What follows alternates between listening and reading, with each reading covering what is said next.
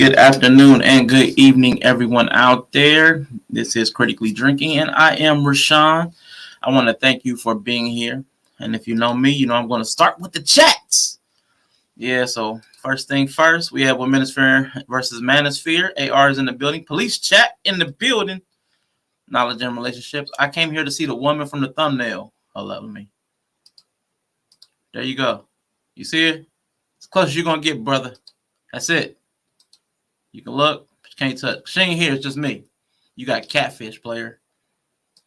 Then we got our main mod here. Inya, thank you so much, lady, for being here. And I appreciate all that you do. Peace and welcome, everyone, to Critically Drinking. We thank you for all being here. Please be sure to like, share, and subscribe. Thank you. Then we have the disclaimer. Make sure y'all read the disclaimer because, you know, excuse me, if the panel comes up, we do get a little touchy. A little touchy. Lastly, let's say congrats to Rashawn for 64. 64. We congratulate for 64, but thank you, Inya. I do appreciate that. We got JP in the building. Peace and joy, critically drinking and chat. So glad to be in this space and time with you all. How's your spirit? My spirit, it's fine. How's your spirit, JP? Digging the new logo. Appreciate that. I got different variations for the different platforms. One for Twitch, one for Facebook, one for YouTube. But I spent some time working on those. I got it 99% right, but perfectionism. There's one little issue in it that's bothering me, and I got to redo all of them from scratch because of that one issue. Clown Shoes, my guy. What's up, my guy? Thank you for being here. So second time here. Appreciate you coming back. So you know what you get, man. You're a regular now. Sometimes you want to go where everybody knows your name.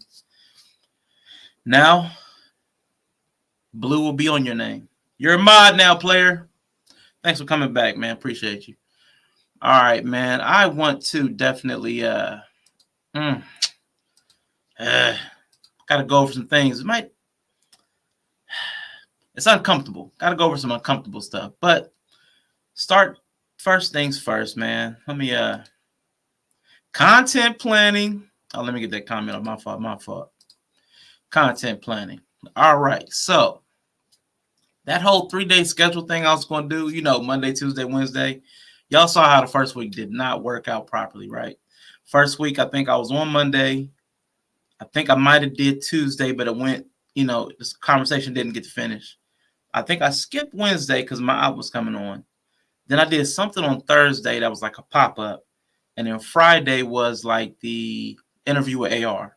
So it looked nothing like my schedule. So, you know, the best laid plans of mice and men off to go awry. You know, that old saying. But yeah, so now listen. I've been doing some reflecting. I've been doing some talking. You know, I'm still doing some restructuring. And that whole 3-day thing, man. I gotta tell you that not gonna be able to do it. Yeah, that whole 3-day thing, man. I'm not gonna be able to do it, yo. I'm sorry. I might be able to do something like spontaneous. I might do 3 streams, but it won't be the 3 structured streams that I planned on. So, man plans, God laughs. Yes, JP, definitely. Where'd they go? Yes. Man plans, God laughs. Thanks, guys. You're welcome. Thank you for being here. Appreciate you. And you use the channel method of things. Remove one accessory before you go out. The Chanel method. You got to explain that one. I got lost. I might have been a topic off. Sorry about that. So really quickly, I just want to show you the new schedule because it's much lighter. It's much lighter. Where's my overlays? Oh my gosh. I'm sorry. I feel like a failure for doing this to you. Boom.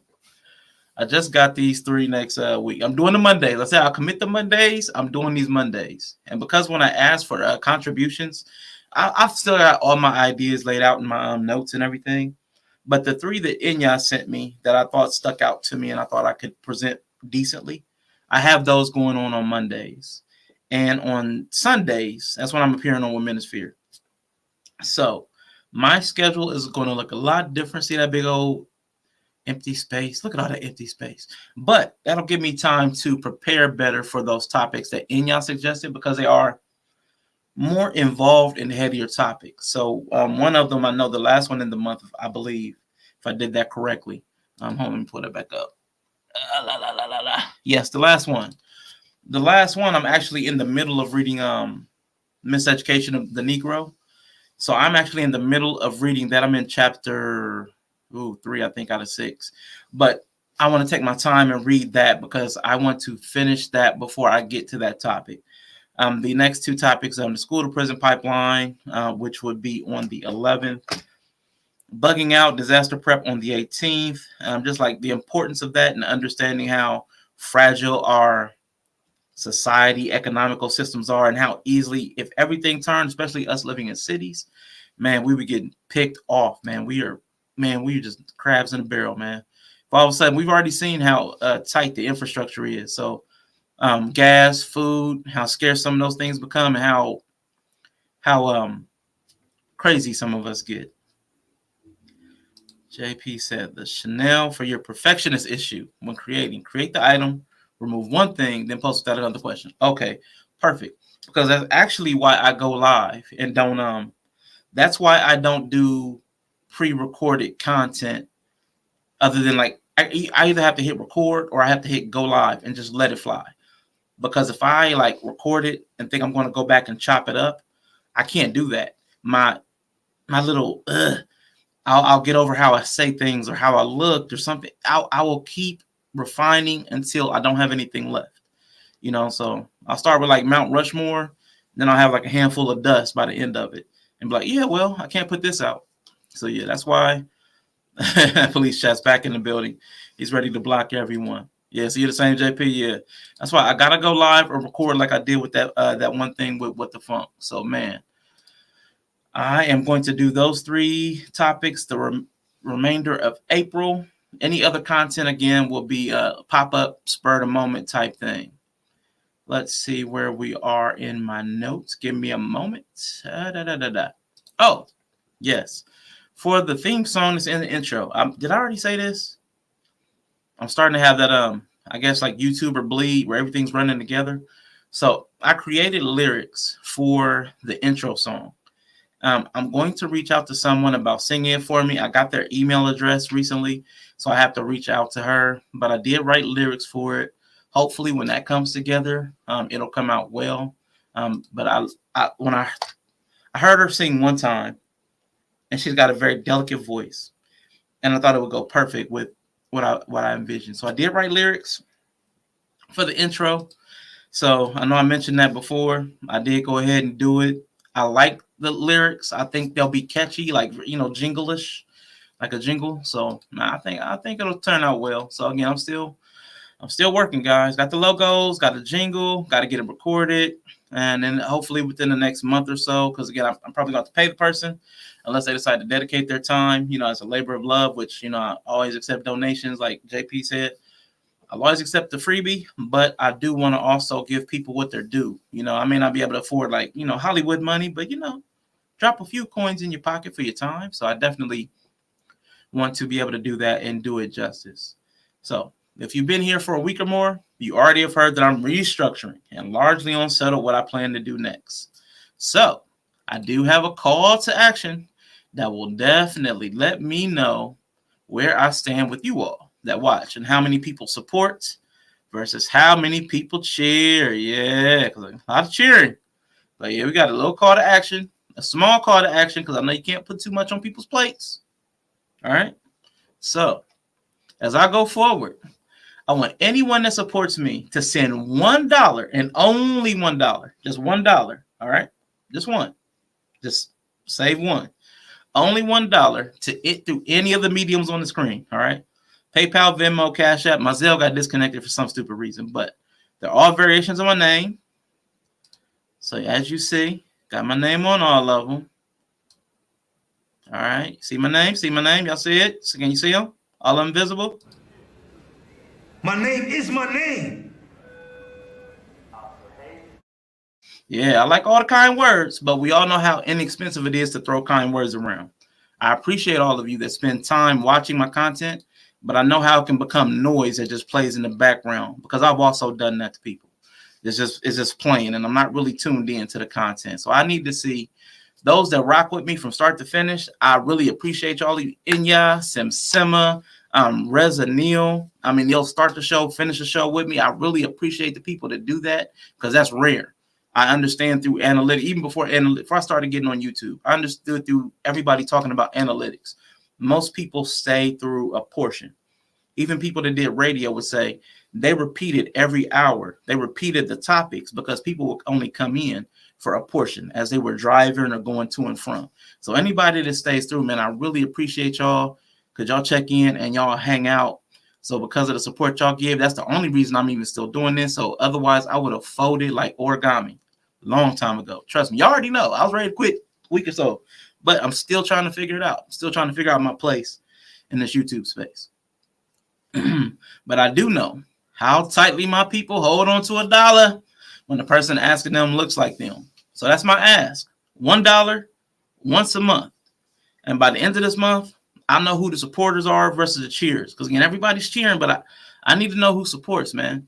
So I don't, and it's $1, so I don't feel like I'm begging for money, and that's not a get-rich scheme because I only have 64 subscribers.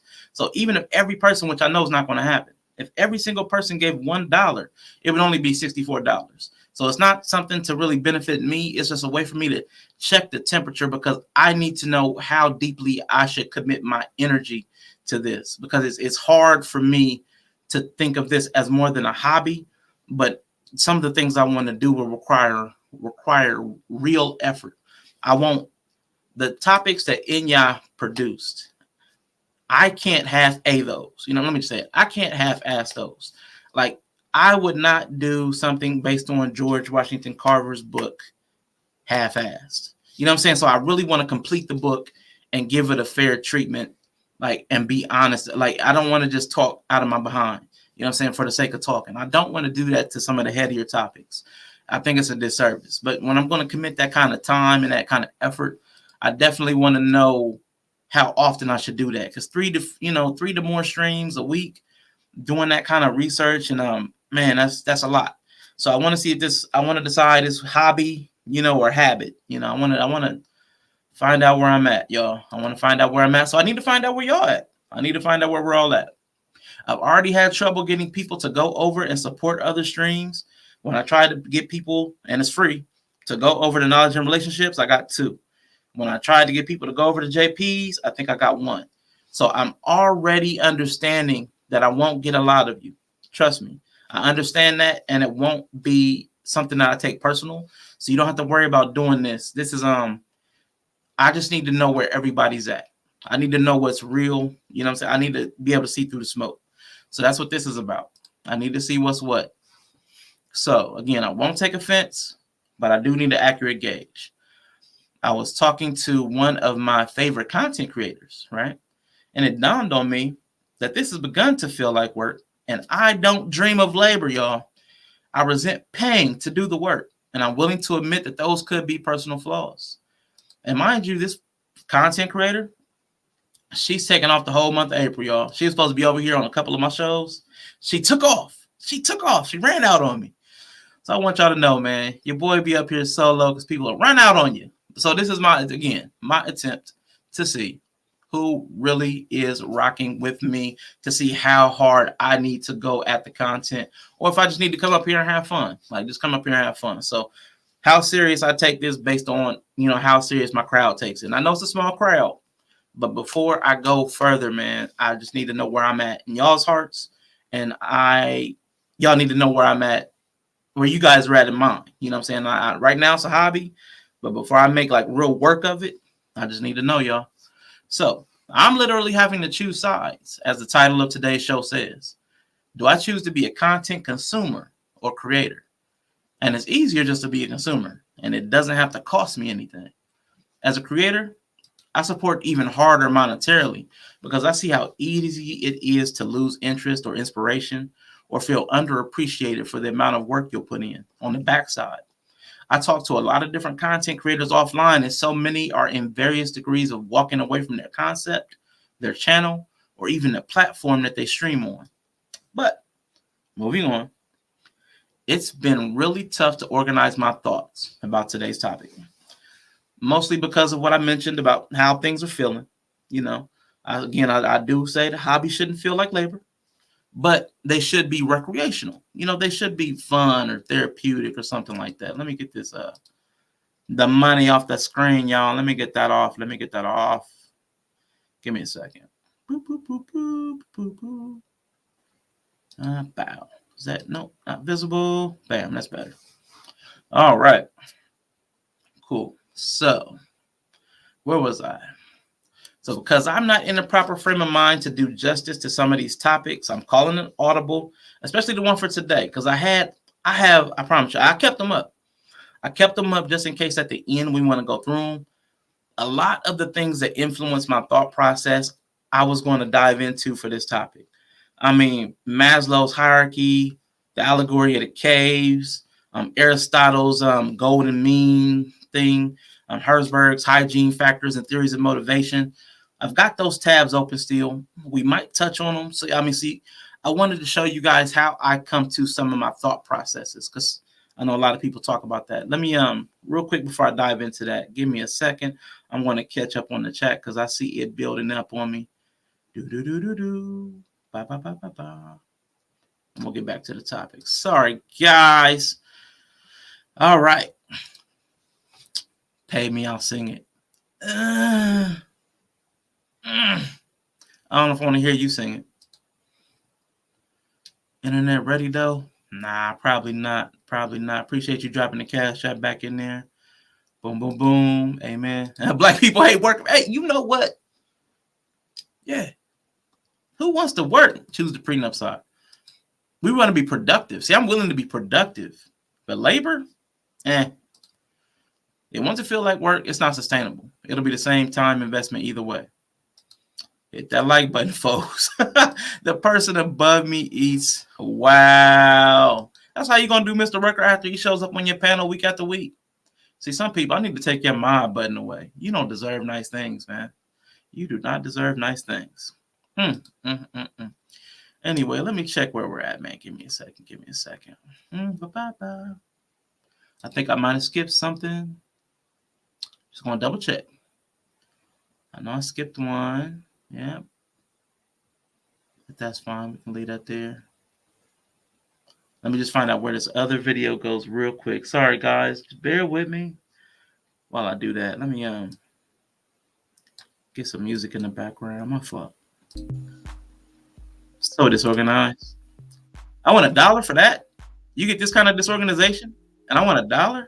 Oh, that's ridiculous. I'm only thinking about myself. I don't even see what did I do with the link?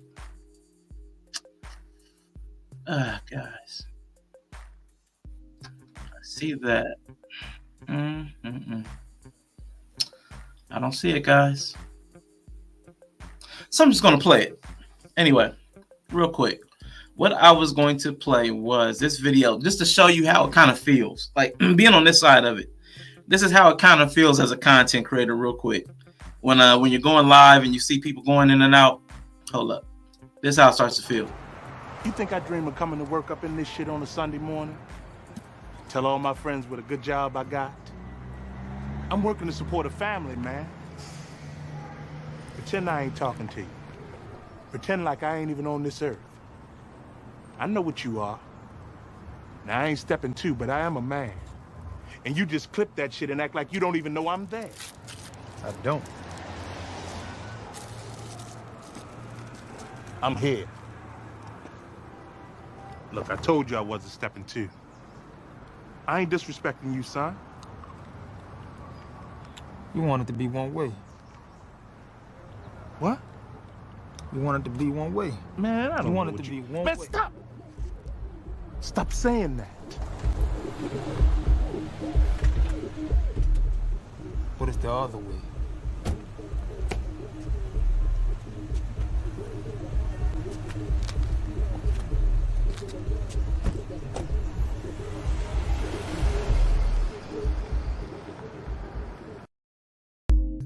Yeah, man, that's how I be feeling, man. You know, you get your phone notification that somebody else is going live and you be watching your views. Pew, pew, pew, pew. I be like, oh, man, it hurts, man. It hurts. It's like that guy on the sidewalk, man. But anyway, I had a marker to say when I was going to play that video. I lost it. My fault. Real quick before I get into the topic, man. Real quick. Oh my.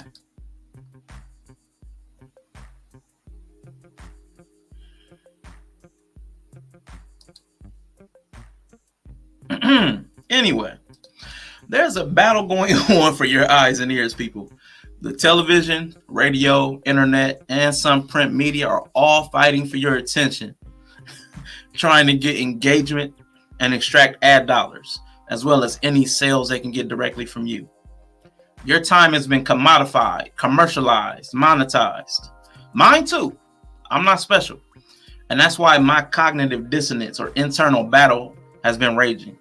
Do I want to be a consumer or a creator, right? So if I'm a creator, I'm responsible for every aspect of the creation. It's a burden, and the feedback is mostly like pass fail. It's either it's good or it's trash. You know, you don't really get the fine-tuned, detailed feedback. There's very little in the way of constructive criticism. So it's like bumper cars. You know, you drive until you wreck. You drive until you wreck. You drive until you hit something and you adjust and move. So as someone who is battling for your time and attention as a content creator, I'm acutely aware of how I spend my own time and how for most people, I'm just another in a long list of people that they pop in and listen to for a little bit. Then we got to hop over here to support this person. Then we got to hop over here for our other person. And I don't ever want to become just white noise. I don't have a need to be heard to want to do that. That's my specific battle right now. The battle for control that I have going on in me. And have I ever worked on time management? Not as a content creator. Again, I've only been doing this for about a month and a half on this channel and about another month or so on knowledge and relationships. So no, I have not worked on time management specifically, like if you mean coursework, but I have structured my time to go towards certain tasks. But again, it accrues on you. So again, I was trying to help out multiple people with multiple other channels, doing lives on other people's streams. And again, trying to support as a content consumer as well. So that's why I'm having to decide, choose sides for myself. Which side am I going to devote my time to? Is it going to be as a consumer or creator? So I'm expressing that I too have that battle within me on multiple levels, because even as a viewer, I have to decide where I'm going to spend my time. Or if as a creator, I have to decide my time is what kind of content am I going to put. So no matter what, every person has a battle going on inside of them for control. There's an old story about which wolf are you going to feed? No, actually, as a manager of people, the feeling is the same. You are not praised for giving people the tools. You only judge on their success or failure. Okay, got you. But to the content. Let me see where I was in my notes. My fault, y'all. My fault. I get distracted. I got that squirrel syndrome. I will get distracted so easily. But that's why I said I don't want to be white noise, because it's easy to just have something up as a distraction, just to cut the silence. And I don't want to be that for anybody else. My inner critic makes me feel like I am that for a lot of people. And that part of me that is winning that battle. That wolf is winning that battle. Like, man, you're just up here making noise. I honestly don't know what specifically to offer you all. And I don't know what specifically I want to give. I also don't know what it is you want. And I'm not somebody that works well with ambiguity. Because see, I could literally get up here and talk about the shape of a fan, an oscillating fan, or how the label of a can is and what's on it and the contents. I could do that for a solid hour. And I'd be entertained myself, because life amazes me and interests me to the granular detail, man. I'm one of those people that'll sit and think about like something really stupid. Like Kawaii Bree from Twitch. I messed her up the other day when we were talking about time, and I was like, well, time moves through you. And it's little goofy things I like to just sit and think about, like almost like a high person. Like, you know, people get high, and you've heard that kind of conversations. Like, why are there so many seeds on a strawberry? but the seeds are on the inside on an apple, like that kind of weird stuff. I'll sit there and do that sober. So I'm one of those people. So I really don't know what to come up here and talk. Again, there's a lot of stuff I'd like to talk about, but I need people to talk about it with. And I know certain people are willing to come up every time, but I don't like ambiguity. I need to know who's going to show up. And as all the content creators know, it's hard to get people to commit and show up to where they say they're going to be when they say they're going to be there. Because, man, just waiting and let's see who shows up today. Man, I can't operate like that. So I'd like to know. Well, before we get to that, sorry. I keep straying from my notes, y'all. So, but what I was trying to say was, I'm in my head all day with those goofy thoughts. But I don't want to just come up there and have my goofy thoughts on camera. I don't have a need for that. I can just be in my head with the goofy thoughts. It doesn't cost me any time or energy to be in my own head. So I don't want to do that to y'all, right? So I want your thoughts. I want your perspectives. See, I want you guys to bring me something new to this platform. She said she died. Uh-oh. Hey, JP, yeah. Hey, JP was up on the table, yo. And I'm trying to tell you, and people still won't show up. And JP talked about that. Even in your most critical moments, you still can't count on people. And I get that. I am a flake. I've told that to people. I'm a ghoster. Well, I'm a runner. I'm a track star. I keep trying to do it on this channel. Y'all see it. When somebody tells you who they are, believe them. I'm a runner. All right. I'm a fat runner, but I be out. So anyway, get back to my notes. See, I keep getting distracted. Okay. And yeah, you think people want healthy, positive conversations. There are so many people who don't want to have anyone to talk to. That's true. That's true. And I thought about that. And this might sound terrible. I don't know that I could be that person continually. I don't know that I care that much just for other people. I could just open up the space and walk away and let it run. But I don't know if I can provide the space continually. And see, like JP says, if I just discuss what I research these days, people would just show up. But I don't want people to just show up. I want to know who I'm talking to. And this is me. This is a Rashawn thing. I need comfort levels with people. Once I know the rules of engagement with you, then I can converse with you openly. I know what the rules of engagement are. You know what I'm saying? So once I got familiar with AR, he's very direct and he's blunt and he's rude. So I'm like, okay, if you give it, you can take it too. So I tested that out. He can take bluntness and directness. He took it a little hard at first, but he got around to it. You know what? But he's being honest. He's being truthful. So we can be brutally honest with each other, but I know the rules of engagement. You know what I'm saying? So I can be direct with him. And other people I've developed a rapport with, I know how I can communicate with, but I need that. Anybody that just pops up on the panel, I don't have that same rapport level with. I don't know what triggers you. I've already seen a lot of people who come up and be defensive about things. And defensiveness isn't useful in a conversation.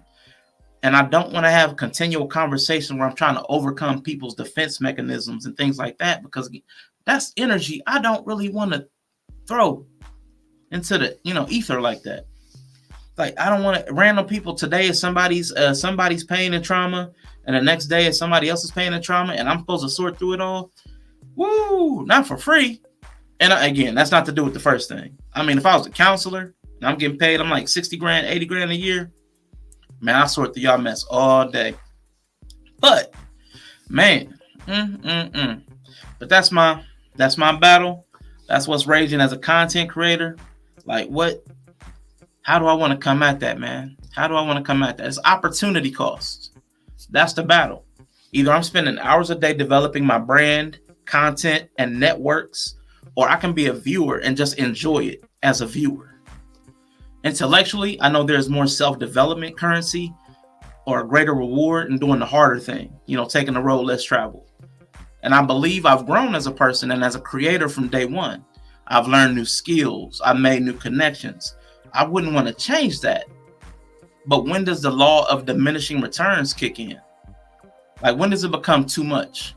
If I'm trying to make content and help out 5 other content creators and support 15 others with time and money, like, when do I exhaust my supply? Like, you know what I'm saying? So that's something I have to take into consideration. So reverting to a viewer means I won't continue that same path. I'd be complacent with my current progress, which of course sounds bad, but I mean, it's that's the truth. So that's why it's a battle, because both sides have something of value to offer. And typically it falls along the lines of what is immediately valuable, which was me being a content consumer, or long-term viability, which would be the content creator, and which are great. I would grow and progress and foster all kinds of relationships the more I did it. But man, woo, it takes a toll, y'all. It takes a toll. And the longer-term value of responding, let me see, and typically, falls immediate value. Oh yeah, like 1 minute sphere. Short-term value, yeah, I might feel good by slapping you immediately. He's about to Chris Rock me. That must have been about the meeting. But it's better if you take the time and respond in a thought out and reasoned way. That's why I actually thought about, I had a whole setup for the day about it, but I'm like, I'd rather use myself as a point of entry to the conversation about choosing sides. Which wolf wins? Like, which side do you win? In church, they like the angel and the devil. We all have a war. We all have an internal conflict and a struggle almost daily over a lot of different choices. And you have to be able to first be aware that you have a choice, because a lot of people will go into victim mode or whatever, like where the river pulls them along. Instead of them, like, okay, let's use driving. Instead of driving the car, they're a passenger in their own life. So you have to first be aware that you have a choice in all of these moments. And then you have to choose which one you're going to make. So I'm just using my struggle, my internal struggle, so you can see what it looks like. Let me see. Blah, blah, blah. Let me just hit these comments real quick. From what I see, people are tired of the chaos on YouTube. Man, I don't know. There are people who are thinking of deleting the, ooh, boy, I hadn't heard that. Just hearing a positive conversation will change someone's heart. Our people are giving people. You can see that from church. If you are doing something positive, people will give freely because they believe in what you are doing. Whew. I don't know, Inya. I think our people are giving people when they see other people giving. I mean, because I see a lot of content creators that are struggle streamers. Like that, that could use some help. And people don't just go up and offer them help freely. I think we are, like, and the same thing in the church. When they see everybody else running up to give, then you want to be a part of the movement. I think we're movement givers. Like, we give as part. When we see the crowd giving, we jump in. When we see other people helping, like the bystander effect. That's my boy Garrett Gregory. Yeah, so that's my homeboy. I was hanging with him on Saturday. So yeah, so everybody say what's up to Garrett. We just call him G. Let me see. There's a middle ground. Be a rotating panelist in places. And that's the other thing, JP. I don't want to be a rotating panelist. And I'm going to tell you why. I'm starting to have the bleed effect, where I don't know what I said to who and when. I need some more stability. So I like having my channel to be on consistently, but I need to know how I'm going to approach it. So, I mean, I'm just showing, like, my thought process is this just going to be a hobby where I play? It's going to be play time, get up here, open the panel, we just talk. And we can have productive conversations. I mean, it can still be useful and fun and all that good stuff. But if I'm going to be serious and I have some serious topics that help and promote, like the uplifting of people and the uplifting of Black people specifically, if we're going to do that, man, it requires a level of academy that I don't want to do, with hobby resources. Hobby resources with university curriculum. That's what I don't want to try to overcome that. That's my thing with that. Too many people only balance their tires. They forget the alignment. Yes. And G said, yes, we do, but we are productive. Yeah, everybody saying, what's up, G? How's your spirit, G? Yeah, I don't give him that much love. I don't like him that much. Nah, that's my guy. We have to learn how to reach out to new people, networking and marketing. And that's what I suck at. I don't even enjoy networking and marketing. Like, it's a put off. I'm an introvert by nature. So networking and marketing does not suit me, man. So it's like people like you and Mr. Best and how y'all do all that. Like, I don't know how y'all do that. Because somebody else said it too. All the women that you find for your panel, I don't know how you do it, man. I don't know how you do it. But give me a second, y'all. Give me a quick second. Need a sip.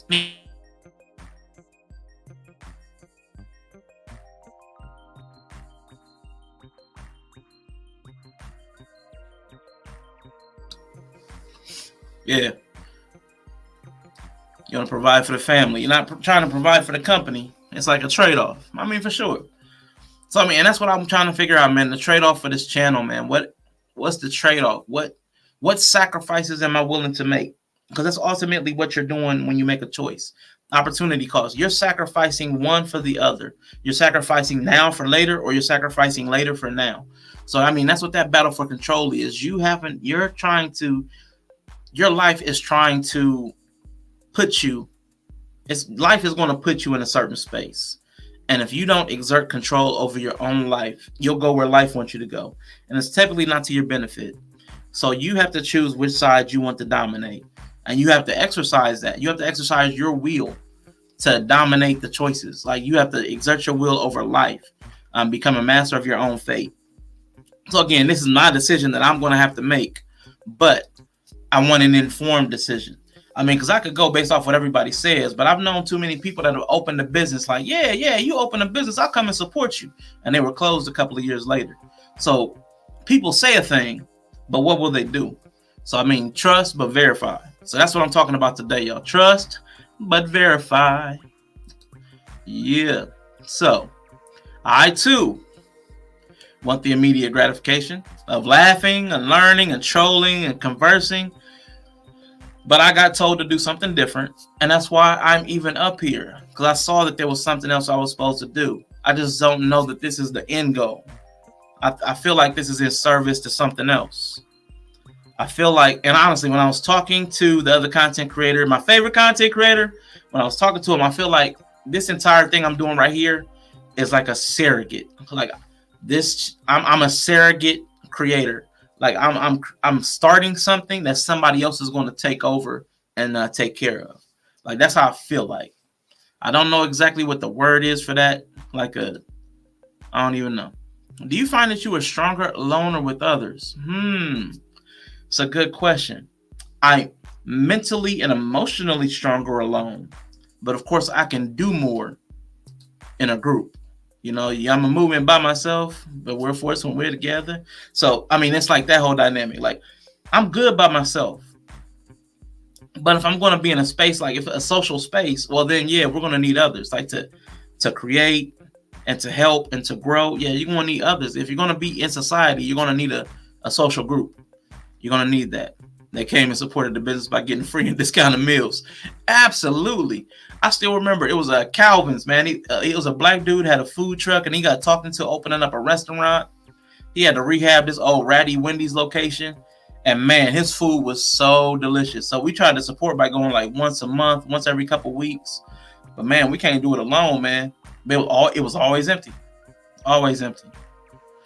I feel bad seeing people get suckered into that. And I can't do it. Oh, wait. Hold up. Sorry, I'm slow. I'm slowing uptake. Not gonna be able to do it. Yeah, man, not gonna be able to do it. Man. All right, man. Let me get back to my notes. Let me see where I left off at. My fault, y'all. My fault. Yeah, but this trying to take what I know and package it in a useful way, that stuff is for the birds. Real quick. That's where I was supposed to play that YouTube video. Darn it. I messed up, y'all. Oh, and let me get a vent in about you people.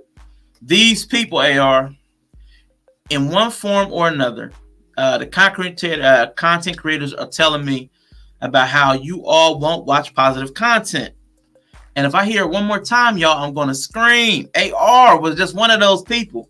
But it's true. And it's true for me, too, because I watch drama.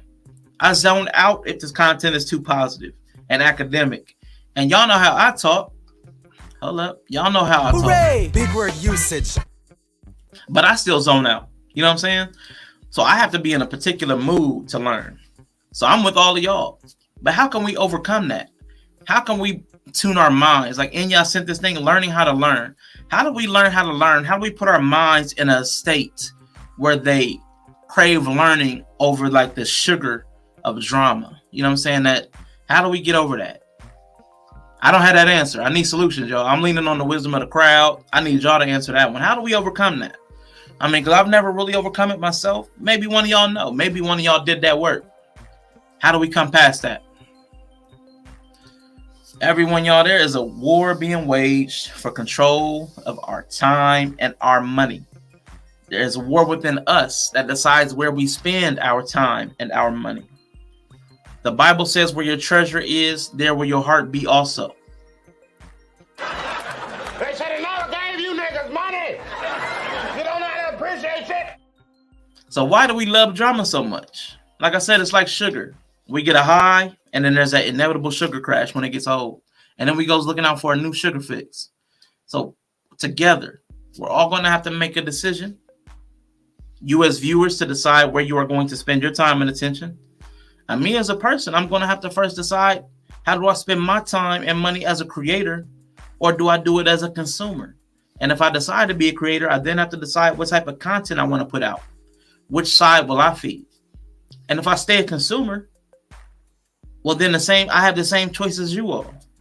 Where do I spend my time and my money? So that's the battleground we're speaking of today, folks. I have those other tabs open with all that other stuff I talked about. We might have to do a little bit of... Read, nigga, read! So we all understand that we have eyes and ears and we know how many things are trying to occupy them. Which side wins? Who gets your time? What do you all think? I'll drop the link. You can come talk back at me for a minute. Or, I mean, you can tell me. You can tell me I'm crazy. Now you're being condescending. See, you've been warned, all right? Let's move forward amicably. I mean, you can tell me to go to hell. Keep my name out your fucking mouth! Or you can let me know what you really feel. And if not, if you don't have anything at all to say, we can just... Wrap it up. Wrap that up, B. But I can also go over my visual aids. We can, so you can understand some of my philosophical influence that outside of the Bible. So I'm gonna drop the link real quick. Boom, boom. Give me a sec. Got to get back to the comments. Boom, I dropped that. Yes, these people. Yeah, y'all only support Uncle Ruckus. Man, you're Uncle Ruckus. It's entertainment that we are addicted to. Right. I promise you, it's just like sugar. It's not funny anymore when people are hurt by it, but man, we still can't seem to get out of it. Well, Minister says we need to try to network with Tabitha Brown followers. Hey, man. Might be the thing. And you believe I'm sincere. I try to be sincere. I try to be honest. But again, I'm human. So, I mean, there's always going to be a part of me that's reserved, that I withhold. There's always going to be some of me is always going to be kept back.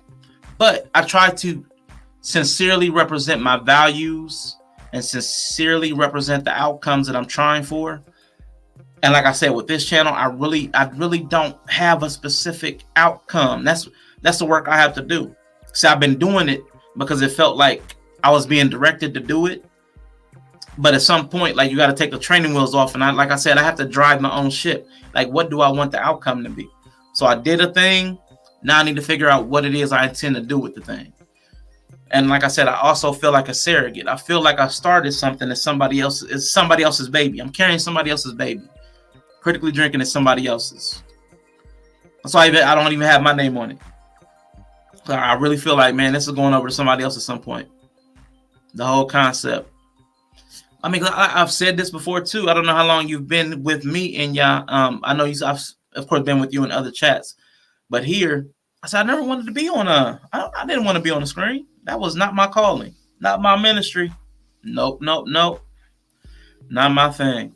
But I mean, I'm here. I'm going to try. Like you guys have just listened to my 1,700 words of feelings. I'm closing that tab. Cool. So, all right, cool. Sorry, just getting some stuff set up. I'm gonna go ahead and share the screen over there, and I will go through, like I said, some of the stuff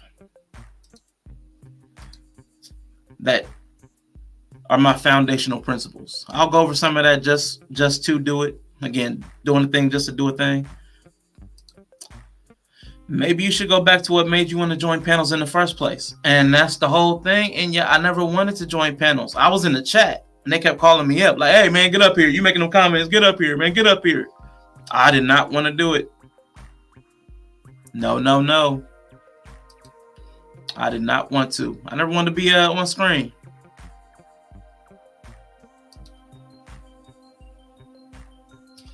And see, I enjoy that. The thought-provoking. I enjoy thinking. And one of my favorite things, and I have that up here too. Hey, JP, give me 1 second. That's one of the things I enjoy so much in y'all. I love thoughts. And one of my favorite poems is Rudyard Kipling's If, which I have on the on my tabs. And one of the things says, don't make thoughts your aim. But I make thoughts my aim. I'm not supposed to lean that heavy in the thought, but I love thoughts. Like I'm in love with thoughts. Like as a fat kid, love sugar. I also love thought the same way. I would just dive. Like I said, I would talk about the shape of a can, the contents of the can. I will do that for an hour straight. Everybody else will be bored. So trust me, y'all. I'm a weirdo like that. I love thoughts, but I love thought provoking. I love thinking. So I want to welcome to the stage Auntie JP and Uncle Ruckus AR. I hope they don't give you reparations. I like if there's anything I could do. Hold on, AR. You're a little choppy, JP, a little choppy. But I can hear you. Okay. And AR, what were you saying? I really hope they don't give you reparations, man. Like I think I'm gonna fight for it. I'm gonna fight for it. If I can fight for it, I just hope you don't get it. I'll take it, but I really hope you don't get it, to be honest. And I understand, because you're a hater. And I know a hater's gonna do what a hater's gonna do. As long as you recognize, I support you and everything, bro, but I definitely don't want you to get reparations. I'm gonna fight. I'm gonna fight. I'm gonna put a bill for you not to receive it. So, Man, you're 3/4 Irish anyway. All we're gonna get is get you some potatoes. But listen, man, I think that, because I'm pretty sure I get discouraged. Not discouraged, but just, when, yeah. So, but I think what it is that we have to really remind ourselves how blessed we are to have this platform, free platform, while we have it. There's a lot of, look at Tabitha Brown. She's just one of the people, but she has a large following, bro. So we got to figure out how to get into that market. There are people that like positive shit. There are people that want to see the shaking the ass all the time, So it's just a matter of how can we get into it at an effective way without spending all this money for marketing and advertising. Yeah, and that's the thing. Like, I don't mind doing this as a hobby. Like, I really don't, but I don't want to. But if I do it as a hobby, I know I'm not doing it justice. That's my whole thing. I know I'm not doing what I could do if I take it as a hobby. I know I'm killing time. So it's like, if I take it serious and like really devote time to study and come prepared with things to say, it's like that kind of labor and effort, man. It's like, man. So again, I know I'm not asking y'all to make the decision for me. It's like, I have to determine for myself what level I need to hit, but that's just an illustration of the war for control. Like, choose a side. You got to choose a side where you're going to land on. Are you going to be play? Or are you going to do the work? And are you going to, like the grasshopper and the ant? You know what I'm saying? Are you going to be diligent about your work and lay up something for later? Or are you going to be the grasshopper that's having fun now, but then when tough times come, you're not prepared for it? So I have to decide, which side I'm going to be land on. But what were you gonna say, JP? First of all, I apologize for taking so long. I had to get the fried chicken started. I didn't want AR to miss his meal. And since I'm making it for Daniel, I thought I'd bring some for him too. Second, we've been chatting for, I guess 6 to 9 months now. And one of the things I think is there's a little bit of gun shyness from how you came into the space entirely, right? You were just in the chat doing one thing, and that community didn't allow for the type of personality that you have. I think that, this is your platform still, your channel, and you can, what you put forward will bring back a certain thing, that boomerang. So if you're throwing out positive energy, even though there are going to be trolls, there are people trolling me right now. Who cares? They can't do what you can do, and that's why they have to troll. So I think that you just, you're a perfectionist, like you said, and you're overthinking this one because of past experiences, right? Realistically, you've got a tribe already. Inya's always here, like you said. Anytime that I can get my butt to function, I'm here. Or we don't compete, I'm here. I died, dude. You're going to have to give me a little bit of space to get my act right. But, having said that, all the things that I went through, you're one of the first people that I wanted to talk to afterwards, and one of the first people that I wanted to support going forward. Like, people do want to show up and hear what it is that you have to talk about. Whether it's just you and the light skin gang, butterscotch gang, or, solo. You just bring up a couple of people and talk about it. I think you're overthinking it. You're brilliant. And there's not something to kick you in the ass and we can just talk shit for an hour. I hear you, JP, and I appreciate that. And I want to just clarify. I promise y'all, I am not looking for like validation. Like, I know it's not what you meant, but I'm not looking for that. My thing is, like, I was just using myself as a point of entry to the conversation to show that you have a choice to make. In every aspect of your life, you have choices that you have to make, and you need to be intentional about them. And I'm showing y'all how I'm waffling. You know what I'm saying? On my own decisions, I'm waffling. So even how that principle applies to me, I struggle with it too. So I'm not an expert in it. I struggle with it because all humans do. But I have to decide.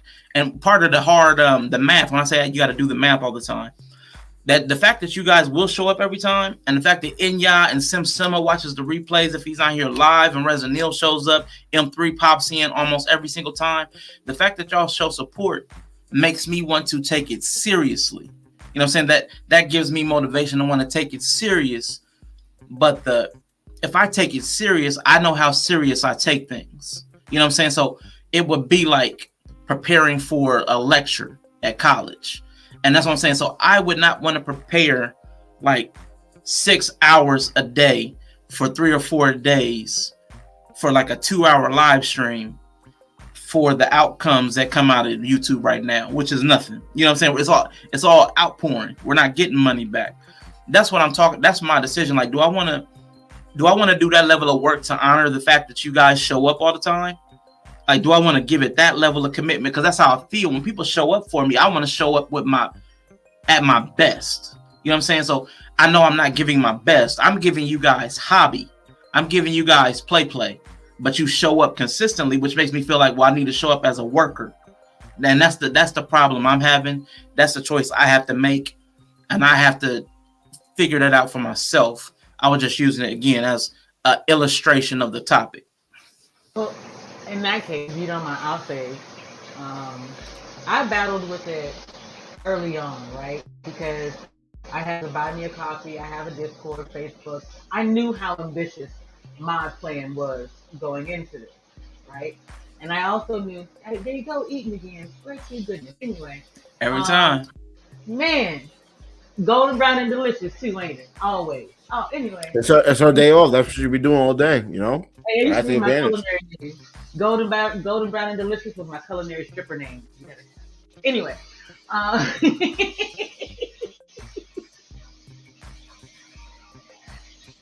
Sorry. Remind me of sunshine. Throw it up in the air.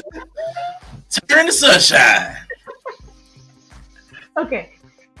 I had a hard time in the beginning because I didn't feel as though I was giving enough looking at some of the other stuff that was going on in these YouTube streets, right? Then I had to look at my own analytics. Do people come back and watch later on? Do they watch when I'm not live?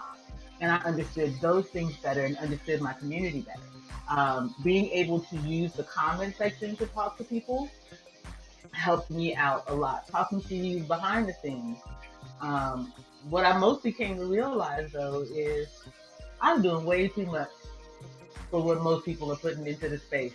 And I'm gonna just be honest about that, right? To start out, you may have a plan of knowing what you're going to do, but in the beginning, it really was just, hey, start out, show up, start talking, grow the people, understand them. And then I got back, I got to the point where now it's kind of like, I really understand that the community understands me and understands that me and this vessel don't always have the energy to get in front of the camera. I will, even when I don't feel up to it sometimes.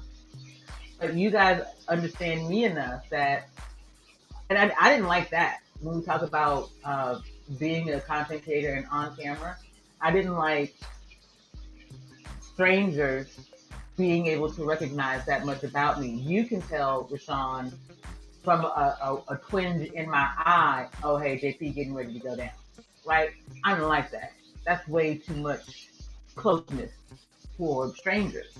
I don't know if you ever, I'll change my headphones. I'm cooking at the moment. Sorry, Don.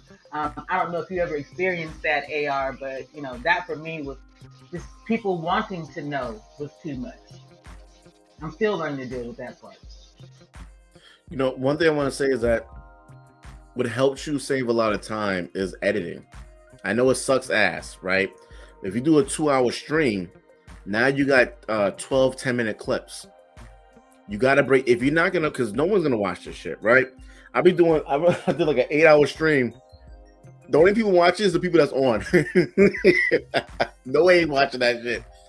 But now when you do a breakdown of it, break down the clips, that gives you like another 2 or 3 days of rest. So, but editing saves a lot of time and money. Not money, but it saves you a lot of time and helps you rejuvenate to prepare for your next stream. But again, it's like, if I'm not taking it serious, I'm just doing it. Why the fuck? I mean, editing video, 2-hour, 3-hour video takes all, because I have to sit there and actually watch the content. Exactly. Why would I do that? That's what I'm saying. So like the level of work, again, as a solo person on your channel, it's the editing. It's the, like you and JP know, you guys have to come up with the logos, the backgrounds, the thumbnails, the, who's going to be on, the topics, questions, contingencies. Like there's so much, and that's a lot for a hobby. You see what I'm saying? That's what I'm talking about. So that's a lot for a hobby. That sounds like work. You see what I'm saying? So it's like, that's not fun. But like the conversations are fun, but the fact that people, it's what do you call that? What's that word? Not a dichotomy. It's a dichotomy, but like a problem, like a catch-22, like a catch-22. The fact that people will return, like Dawn and Yella, M3, Inya, the fact that you guys will return and come back and support makes me want to do the work. You see what I'm saying? But you guys show up for the hobby. So you guys show up for the hobby, which makes me want to work. The work makes me want to not, you know what I'm saying? So it's like, it's hard, man. You guys show up for the hobby, which makes me want to work. The work says I need to get paid. Getting paid says, it's like I'm caught in that. And that's what I got to figure out. Because again, if I've got to commit to just keep continuously doing the hobby. I mean, because if you show up for the hobby, that's great. I can do that, but I feel like I should be doing more when you show up. When people show up, I feel like I need to work. But again, that's something I got to work through. That's a me thing, and I admit that. That's a me. There's a few streams I showed up. I didn't curse. I didn't yell. I didn't say the N-word. I didn't do any of that stuff. And people were tuning in and out. It was just like, what's going on here? Like, what's up? Like, what's going on? I put a lot of time and effort and thought, research into things, and also, man, I be having a lot of ladies on, man. So a lot of new faces. That's a lot of, how can I convince these ladies to come on? It's not easy, man. So Hey, quit eating. Give me like 2 minutes. I gotta go shift. I gotta block that light out. It's annoying me. Like I don't care about. As of right now, I don't care about the money. That's not what I care about. I don't care about them. I expect not to make money for the next 6 months, probably. But what I do care about is that, and I blame myself for not getting the support that I need, right? So all I have to do is just constantly reach out to new people. You have to. This shit ain't no joke, man. I think because I had the manosphere in my name of my channel, I think my channel being shadow banned. I really believe because. It's like my subscribers is stopped. It's like at a halt. And if I say one thing that bothers someone, I just lost 2 subscribers. I'm like, no, wait, don't leave yet, you know? And you can't tell who left or whatever. So I really believe because of that.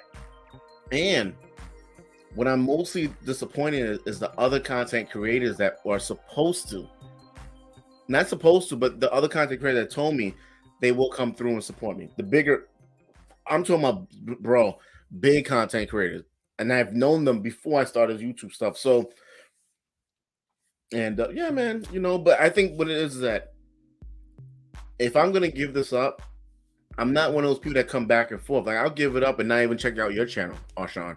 Like I'm just that kind of person. Like when I'm done with something, or maybe I come through every now and then, but I won't come in your stream. When I'm done, I'm done. So before I give in that towel, I'm gonna say, okay, exactly what do I have to do that I can get better at? What do I have to do? What guests I have to bring on? What do I have to do to get better? Okay, I gotta edit my videos. That's a lot because I have a lot of it's fucking hours, bro. So I'm like, okay, cool. That's why I don't plan guests. No, I plan guests all the time, man. It's a good thing. Listen, it's a great thing. You do not want you do not want to drop your link in the chat and have people come, they're gonna come up and they're gonna fucking argue with you about something that happened, something you said 3 months ago. It's like, what do we? Yeah, dropping that link is fucking dangerous. And I don't like to read the comments. I don't want to fucking engage with y'all. I'm trying to focus on. I'm trying not to forget my thought that I just. And y'all want me to engage with y'all. I think it's a great thing, but I don't want to read the comments. That's funny. Cause see, that's what I want. Cause what I want is to know what everybody else thinks. That's why I'm here. Like I'm here to engage with everybody else. I'm not here for me because I have me all the time. I have me 24/7. I'm so sick of me. I got my thoughts. I got like, I promise you, I have like, you know how small document files are. My iPad notes or iPhone notes, it's like multiple megabytes just of text because I have so many notes. Like it's crazy. I can't. It's hard to sort them now. So it's like I don't want my thoughts because my thoughts are here all the time. I need other thoughts because I need to test my thoughts against your thoughts and JP's thoughts and Dawn's thoughts and Yella's thoughts. I go with very few people, my personal life, and very few people that's YouTubers. But the general population in the comments, I don't give a fuck what they say, to be honest. I appreciate them, but I don't give a damn. And I really don't. And, that, you know, I feel when I'm on my panels, it's too much for me to handle. Arshawn, you already know, bro. Come on, man. That's why everything was flowing right when I wasn't on camera. but here we are, though. You know, so what I believe is that I refuse to believe that people don't want to support me. They just haven't heard of me yet. I really believe my channel is shadow banned. I really believe YouTube is withholding my channel from spreading out. Even on Instagram, I have 250 new followers, but I got 17 notifications. This person's following you, but my number didn't go up. So I think that it's gonna kick off, man. But you gotta be, you know, if you're gonna be, you gotta be fucking consistent. How long? When Black Jesus come, which is never, but yeah. See, but that's what I'm saying. Like for me specifically, I have a weird mentality about it. I don't approach it like everybody else approaches it. Like I want the engagement with the audience, or the, you know what I'm saying? Like that's what I want. But I want, like, if I could have specific people, like if I had 3 people that was part of the show, and we just came up and talked to the chat, you know what I'm saying? Like that would be perfect. I would be cool. I'd be happy. Throw stuff out to the chat. Pull up their questions. Like that would be that's my vision. Hit my Cash App up. When I come out with these ebooks, no, if y'all want me to engage with y'all, that's what you could do. Okay. Mm-hmm. If not, listen, it's all good because if I look at my Cash App and I haven't received, if I did fucking 20, bro, I'll be doing like, I think close to 20 hours sometime in a week, and I don't see shit in my Cash App, then it's like, you don't have to pay me. I get it. You don't have to. Like the first week I did my t-shirts, we sold 64, like around 64 t-shirts. It was all family. And I'm like, oh, that that ain't work out, you know? Yeah. It's gonna be from outside. You need people like Arshon, you need people supporting you outside of me and JP. You need the people that is just content consumers. They're not trying to be YouTubers. You know? No, I hear you, man. I definitely hear you. That's the thing, man. I gotta, like I said, I gotta figure it out. I have to figure out, am I okay just treating it like a hobby? And if I treat it like a hobby, can I live with myself? You know what I'm saying, if I keep treating it like a hobby and people keep showing up, it's like, man, I'm always I feel like I need to do more. You know what I'm saying? I'm gonna have that compulsion. Cause see, I'm a generous person and I'm a reciprocal person. So if I see people show up for me, I need to show up. Like I feel a need to do it. So like if I'm giving you hobby level and you show up to hobby, now I gotta escalate. You know what I'm saying? I gotta give y'all more. So that's a personality tweak. Do you feel like you giving this 200%? Absolutely not. This, man, I promise you, this is 10 to 15%. Okay, so the way I look at it, and I know you didn't ask me for my opinion. I don't give a fuck. I'm gonna tell you anyway, right? I think that when you feel like because I don't feel like I have, right? Sometimes coming up to like when we were supposed to do the men's panel, I didn't even have the title yet. That's why it took me a while to get back to you, because I'm really trying. I have a long list of things I want to talk about, but it's just like when I'm on a panel, I'm talking to the men. It's just like, okay, they're not interested in that. Okay, so let me just switch it up. Not interested in that. Let me switch it up. And then you ask some questions about, how to reinvent yourself. They have, you got to find it within. I always try to go to the point where let's say someone just got off of drugs. Someone's at the lowest point. They don't know the things that you know. So where would they go besides church? So when I don't get an answer, I don't want to go on for another 2 hours talking about reinventing yourself. So I'm like, damn, yes, let me switch this up. And that's why it's good to have certain guests on stuff. But I think when you feel like you giving this your 100%, then that's your decision if it's not working out. Even if you give yourself 30 days, going fucking 200% for 30 days. Because your 30 days is gonna stretch to like fucking a year, and you're like still thinking like, should I do this? Should I not? That's just give it 2 weeks to go 200%. You guys, okay. So I think I know I've been doing this longer than you, Rashawn. AR, I don't know how long you've been out here, but this year, this month is kind of an anniversary since I started jumping on panels anyway. The idea that you're gonna get something in Cash App every time, or your PayPal, or it does not happen that way. It is a labor of love, period, for a long time, like any other business. I've always said that I wasn't looking to YouTube for my main way of making income. At this point, yeah, I do. Everybody wants to be monetized at some point, but understanding how long that actually takes, algorithm jockeying in order to be able to get it done does not last, because you're using the same group of people in order to get someone to watch. You got to start to be able to get real people from the outside in. And you may not recognize them right away. A lot of us share some of the same subscribers or whatever, so you don't really recognize until it's in your comments and it's someone regular, or when I say regular, a civilian who's not a content creator at all, just a watcher, and someone who's never been on a panel. And that's when you really know whether or not, for me anyway, whether or not it's worth continuing to show up for. That's because I didn't listen. I don't have no money. There's the skin in the game is the fact that I know exactly who I am, what I can create. My lived experiences are more content than these people can come up with reading books, right? So being able to understand your value.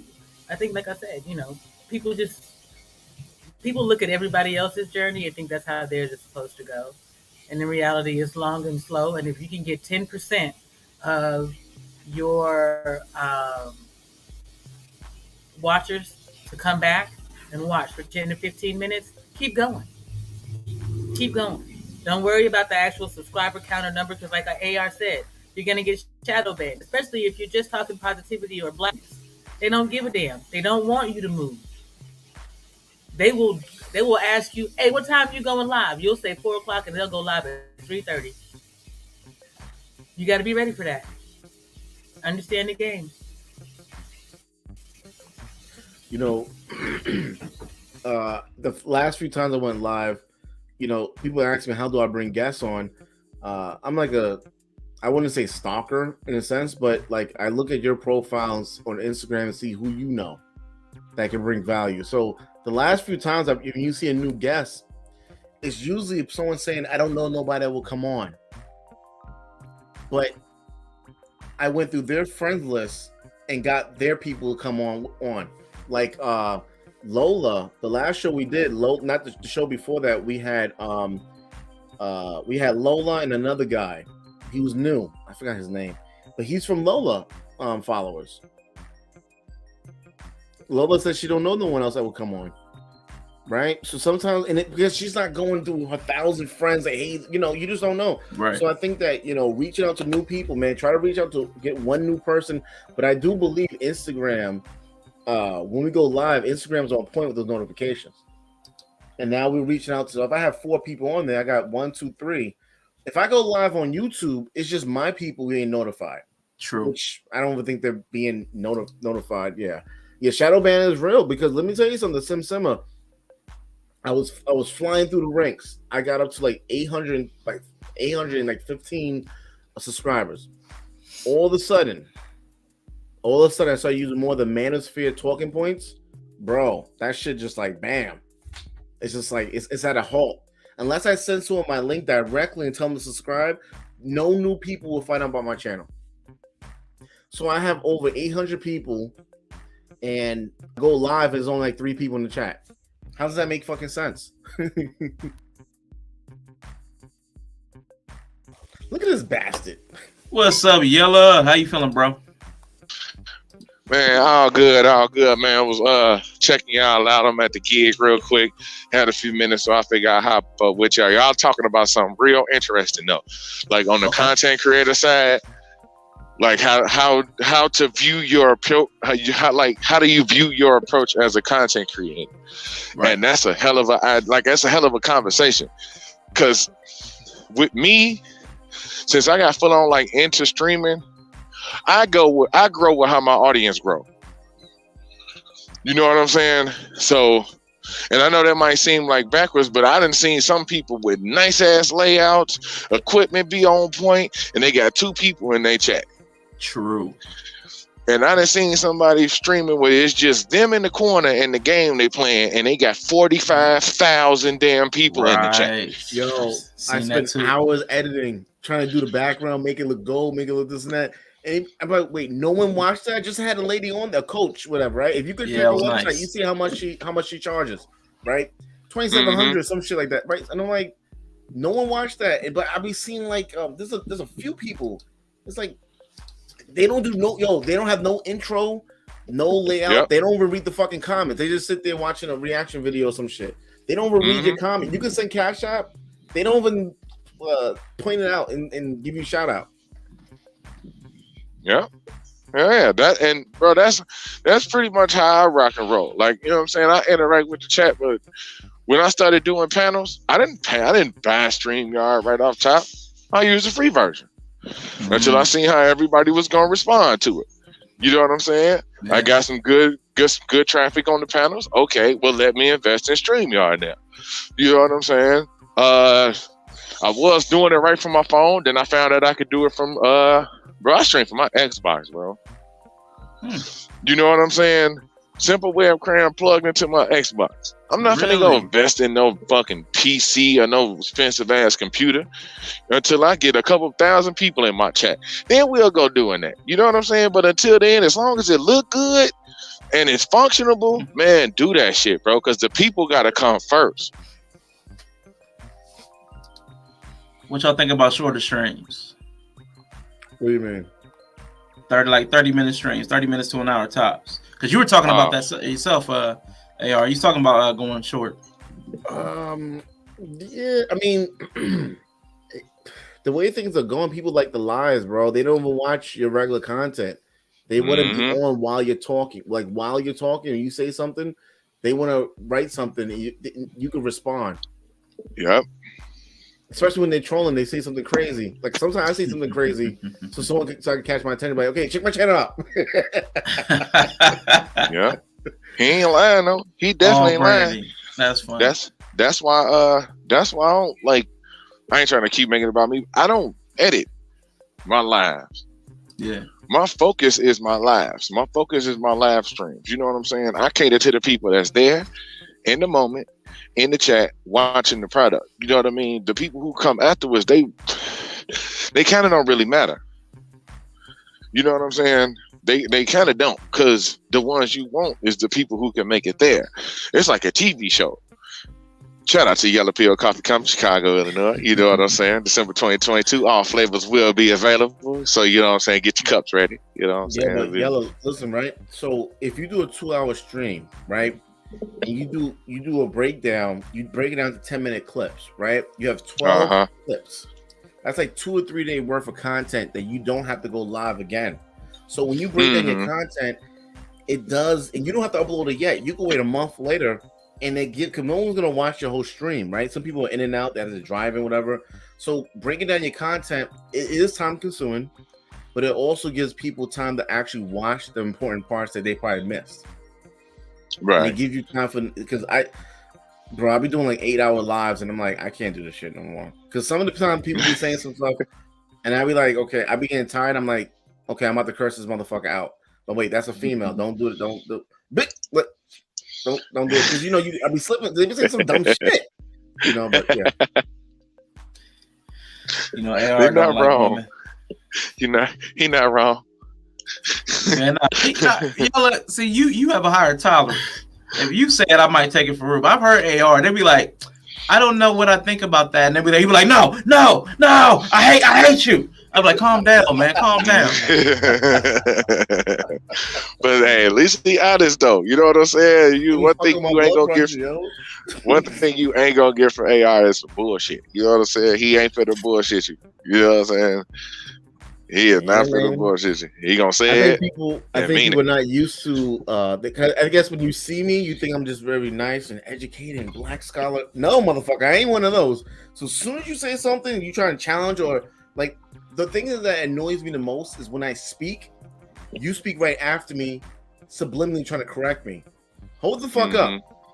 I'm like, no. Who the fuck you talking? And then I'm like, oh my god, I know he's like, yeah, I be cursing, motherfucker. But AI, you gotta remember, you gotta keep it in context. You always keep it in context. I don't keep shit in context. No, your arguments is asinine. I don't give a fuck. It's all good, you know. Real weak.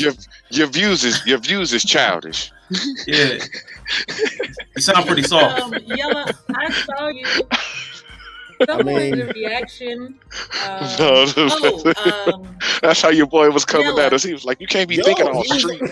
Hey, Yella, JP trying to ask me something. My bad, JP. I hear you do sound a little far back though. Sorry, I'll turn it up. I'm working on it. I had to change my setup. But anyway, I saw a reaction from a guy named Last Call. And you were in it. You and I think you were talking to Sir Hale about the slap heard around the world. Have you seen it? Oh, I'm in a reaction video. Oh shit, check me out. Hey. No, I ain't seen it yet. I absolutely have not. Nope. Yeah, it's the dude who does Last Call. He didn't actually. No offense to you, he doesn't actually say your name. Not the one who created the video, but it's you. And I'm like, holy shit, that's Yella.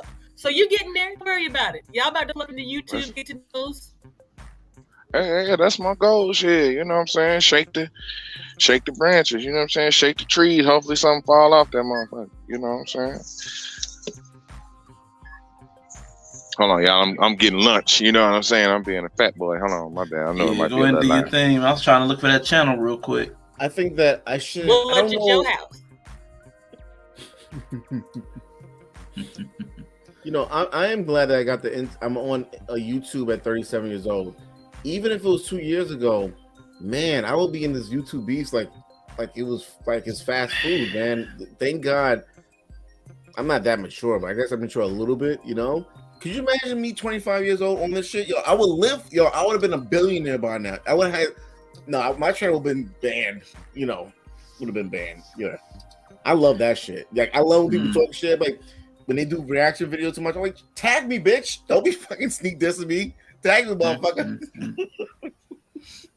That's too funny. Yeah, though, man. I promise you, it's funny the Yellow's here because I promise you, you said something last time we were here, and you said something about you got to keep people while you have them because people will just move on. And I was like, nah, I wouldn't. And I was like, you know what? I would leave for Twitch because Twitch is so much more fun. I promise you, man. Twitch is so much more fun. It's so much more engaging. It fosters engagement. It creates a dynamic where you want to engage with the chat and to other content creators, and they raid each other and support each other. And you have like the little systems that they have. They have little computer software that helps you govern your room too. So I mean, there are tools built in that can help you manage it. Unlike what I've seen on YouTube, man. YouTube is like, man, you brick by brick. But Twitch, man, it looks like they have stuff that'll help you, man. It's like little brick stackers, man. It's like you only got to do half the work over there. Like you do the customization, but it's got a little back coding that does all the rest of the stuff for you. I'm like, man, that looks like so much more fun, man. Twitch offers so many damn like programs and overlays for your streams, bro. It's crazy.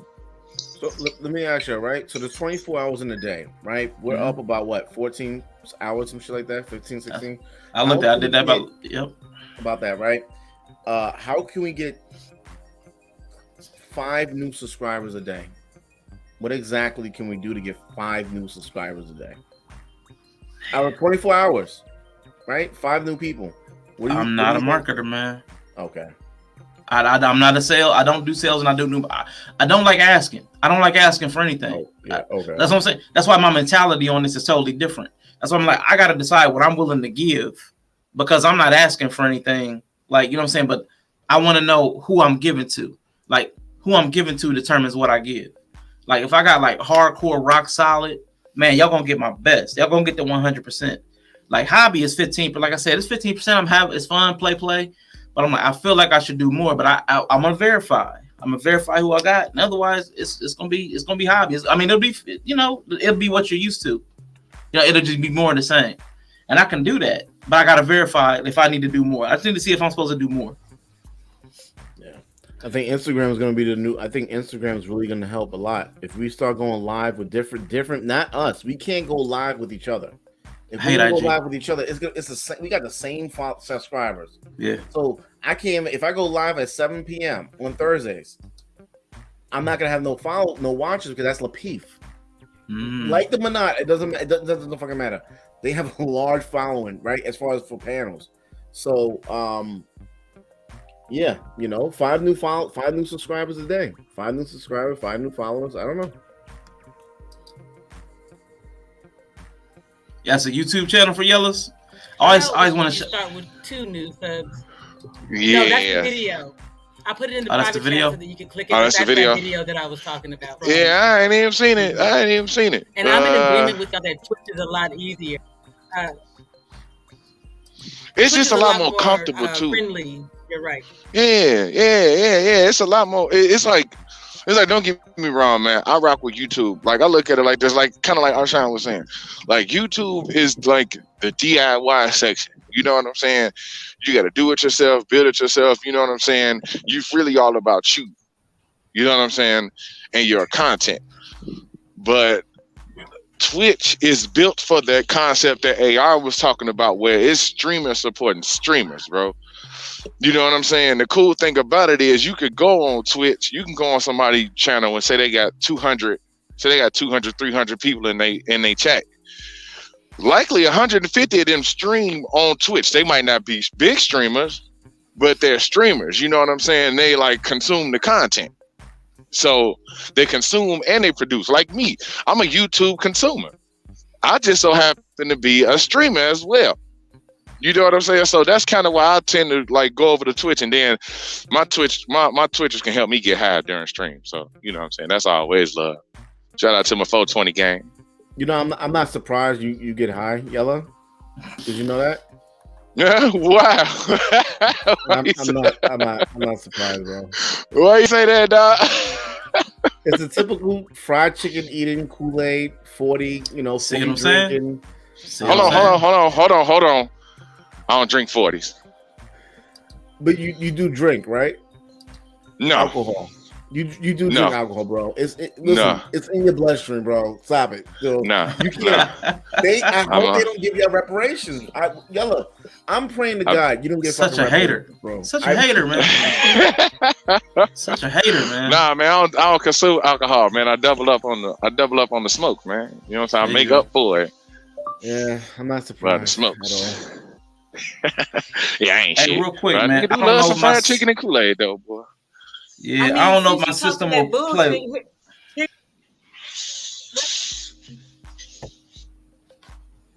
That's what you get. So, I don't know if my system will handle the video, but I'm going to try. I got it queued up to just before Yella comes in. Hold up. Guess I'm supposed to hit play over there. Moments later.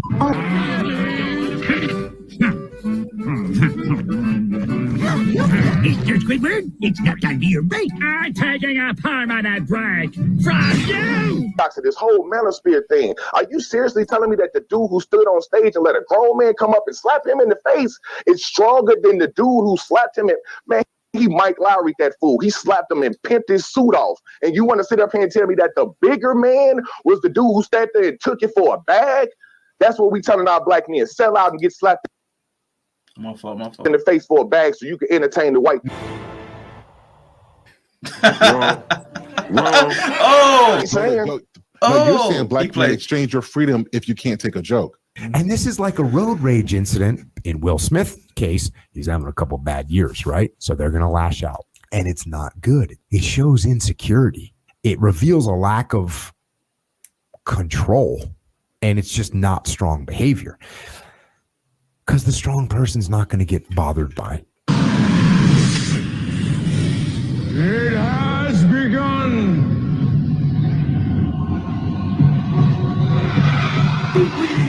How can an ex-military person say that? Like, so hold on. So he literally does as his profession, goes over to another country and harm people when he could have did take orders from another person and harm other people that they have children, they have family. Get the fuck out of here. Hold up. Yella made a guest appearance. You're right. I'm taking a permanent break from you. To this whole manosphere thing. Are you seriously telling me that the dude who stood on stage and let a grown man come up and slap him in the face is stronger than the dude who slapped him? Man, he Mike Lowry that fool. He slapped him and pimped his suit off. And you want to sit up here and tell me that the bigger man was the dude who sat there and took it for a bag? That's what we telling our black men. Sell out and get slapped in the face for a bag so you can entertain the white people. Yo, I think I was sleeping. I got notified, and I looked at my phone, and I was like, Yella was like going crazy. I was like, "What's going on here?" Yo, okay, Yella, okay, you know, yeah, man, you getting reacted to, player. yeah, I appreciate that, Bree. Definitely appreciate that. Big Rig, what's up, Playboy? Appreciate you being here. And all the other people, let me just run through the chat real quick. We got Kawhi Bree, Brianna E in the building, Big Rig Slaps, the main mod, Enya, Mr. Rucker, who always says prenup. We got our sister JP, who's already on the stage. You're already looking at her lovely face. My boy G, Garrett Gregory from IRL, Real Life. Got Simma the dude. Check out his channel, y'all. He got the little the thought-provoking clips. Don Harden overseas, thank you for being here. Simon Hectic from the 54th state over there in the UK. Appreciate you for stopping by. Mrs. She Said, one half of the Harris Tribe Media Group, definitely appreciate you. And of course, Yella, who is also on stage, and M3, the CEO of Knowledge and Relationships. Thank you for popping through when you did, sir. Appreciate you. And I think that may be it, except for police chat, of course. Police chat in the building. Yeah. All right, man. I think I got everybody covered. Cool. All right, I'm done. What'd you think about your debut, Yella? Damn Negroes taking shit. Talking shit too. He was on the Bloom and Ebony talking shit to me too, bro. I was like, man. Hey man, it's just just another video being taken out of context again. You know what I'm saying? We should have put the whole conversation up there, but of course, but that was funny though. He put in the comment of somebody who volunteered to go commit violence on people. So I ain't even trying to hear all that, bro. You know what I'm saying? You want to talk about being in control? Like you, bro, we know what your position was. Ain't no telling what you done did. So don't judge motherfucker because he went up and slapped somebody.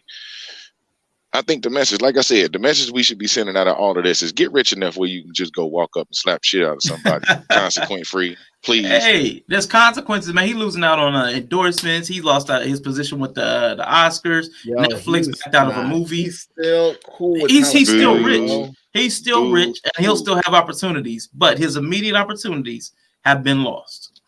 I think he's going to gain better. You know, you just like it's like you know, if you have a breakup with a woman, let's say you messed up.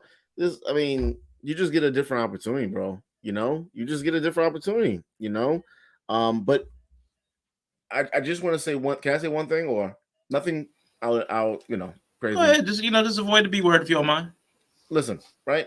I mean, you can say bastards. You can do that all day. No. Let me try to be a little serious. The issue I have, and Yella knows, they are upset. I even hear people say black on black crime. They are upset because a black man walked into another black man and slapped him on a white person's platform. On a white person's platform. You know, little prosper channel will continue. What was that about? If you continue to go around. She was talking to me. Just finish your thought, man. Okay. We're getting distracted. Stop the comments, y'all. Stop the comments. All right, they're mad about doing that, right? But listen, what about the issue I have with a lot of these YouTubers is that they don't say nothing about they act like they have their blinders on when it comes to these black people physically harming black people. Who has spoken out against the Black Lives Matter, bro? That they bought these homes around white people. All the people that are saying that the thing that Will Smith did is wrong, they're mad because he did that on white people. Look at this, right? Look at this. And Arshawn, you could block me, bro. I'm gonna keep saying you all the crime, But look at this. So, okay, no. Before I get into that, so Kyle Irving, right, the basketball player in Brooklyn, he was suspended indefinitely for not taking the jab. Right, he couldn't play, so they protest. So Eric Adams made him exempt from it, so now he could play basketball. But what about we had thousands of NYPD cops laid off. They had to go, doctors, nurses, attorneys, all these different people, EMTs. They can't return to their job unless they get the vax. And no one's sticking up for them. Like, there's a lot of issues that's going on with black people, not two rich people going at it.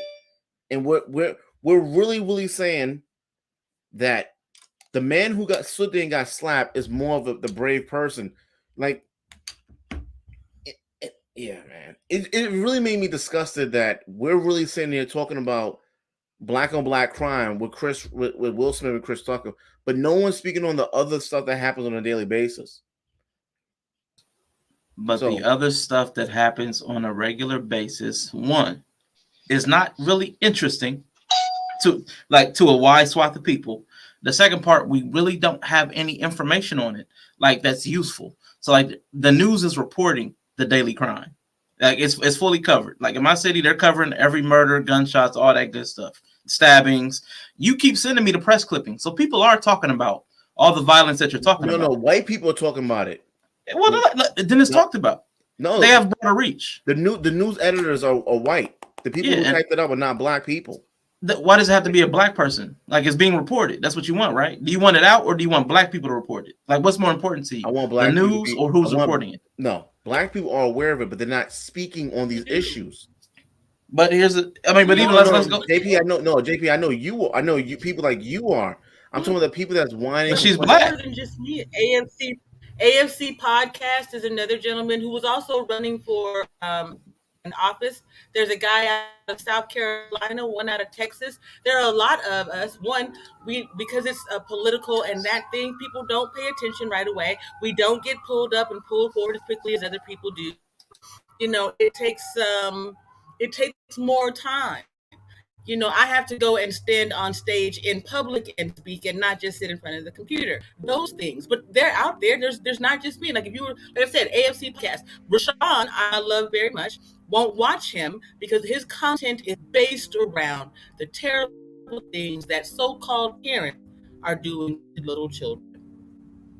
So people don't want to continuously go. It's my lived experience, and I don't want to continuously go down that rabbit hole. So we've got to be able to find a way to. Oh, really? I could just shut up right now, Rashawn. You ain't got to put the music on in the background. Anyway, but like I said, at the end of the day, we have to do. We got to understand we have to throw in some goofy, some love. Sometimes on the channel, we get real deep and talk about near-death experiences. Other times we talk about farts. It's about being able to understand people need to, if you want them to stay with your platform and watch, you got to give them a variety of things. No, of course. But now I'm speaking. I'm sorry, go ahead. I just want to point out something, because I was on a platform on Sunday, right? It was a men's panel. And we did not speak on the crime in the black community. And I saw this guy. I just watched another couple of videos he did. He did one with this life coach. They did not speak on the crime in the black community. And on this very same channel, I can go through countless videos of his, even his IG live. They did not talk about the crime in the black community. So the person who was asking for black people to talk about crime in the black community is not talking about crime in the black community. Why are you asking for other people to do the thing that you're not willing to do? Okay. What I'm saying, is that first of all, what I talk about is to prevent, if I don't speak directly about black on black crime, the topics and issues that we're talking about, like, the coach, the ladies just talking about the mindset, right? Is things to prevent you from, because I've done things that I shouldn't have done. I know if I knew the information I know today, I wouldn't have taken those penitentiary chances, because I thought that's the only way I could make a few extra dollars to pay this fucking stupid ass bill. If I knew this, I could just do this other thing, right? So when I don't talk about the crime, the stuff that I talk about is trying to reinvent yourself to become a better person. So I'm not the motherfucker shooting you in the head as you're trying to rob me, right? So that's as far as that. What I'm really referring to is the people who are complaining about when they literally say Will Smith and Chris Rock is not Chris Tucker. Chris Rock is black on black crime, black men hurting black men. And when I check out their channels, they're not speaking on. I'm not saying they have to give you a long monologue. But they're not speaking on any of these issues.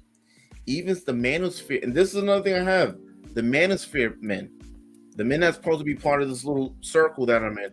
They don't speak on these issues. But whenever it's a white cop, everyone's quick to talk on it. But we don't talk on these issues that's happening locally. So that's the issues I have. I have with the manosphere men. And I think I spoke to you. That's why I want to kind of separate myself from them, because they're not supportive. Number one, it's only one-sided, right? They're only one-sided, and they don't speak on Ukraine and Russia. Yeah, I speak on. I support Russia, right? But at the same time, I mean, look at I don't want to get political, but look at the president we have. So the issue that I have is that they are upset that Will Smith did that on a white man's platform, but we have this happening on a daily basis at a local level. So that's what I get what you're saying. And just so everybody understands AR's position, I did get a message recently. I did an interview with AR. Please go back and check that out from Friday of last week. And one of his AR's biggest supporters sent us a message. We had an African-American guy who was a fan of mine. Great fan, great guy. In fact, I want to find out what's going on with him. You know what I'm, look at my African-American over here. Look at him. Are you the greatest? You know what I'm talking about?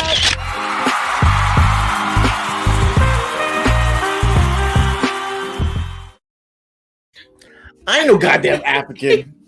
Yeah, Goddamn African. Yeah, buddy. Love you, Trump, but I am not no African.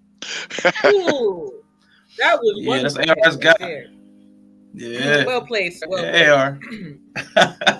Good shit. Yeah, you know. Good shit. I want to make sure that if I understand you correctly, what you're saying is it's a bunch of people signaling that they care about the black on black issue and using the Oscars in that way, but they ain't actually ever talked about it outside of this celebrity moment and won't again until it's either a white officer or a celebrity moment.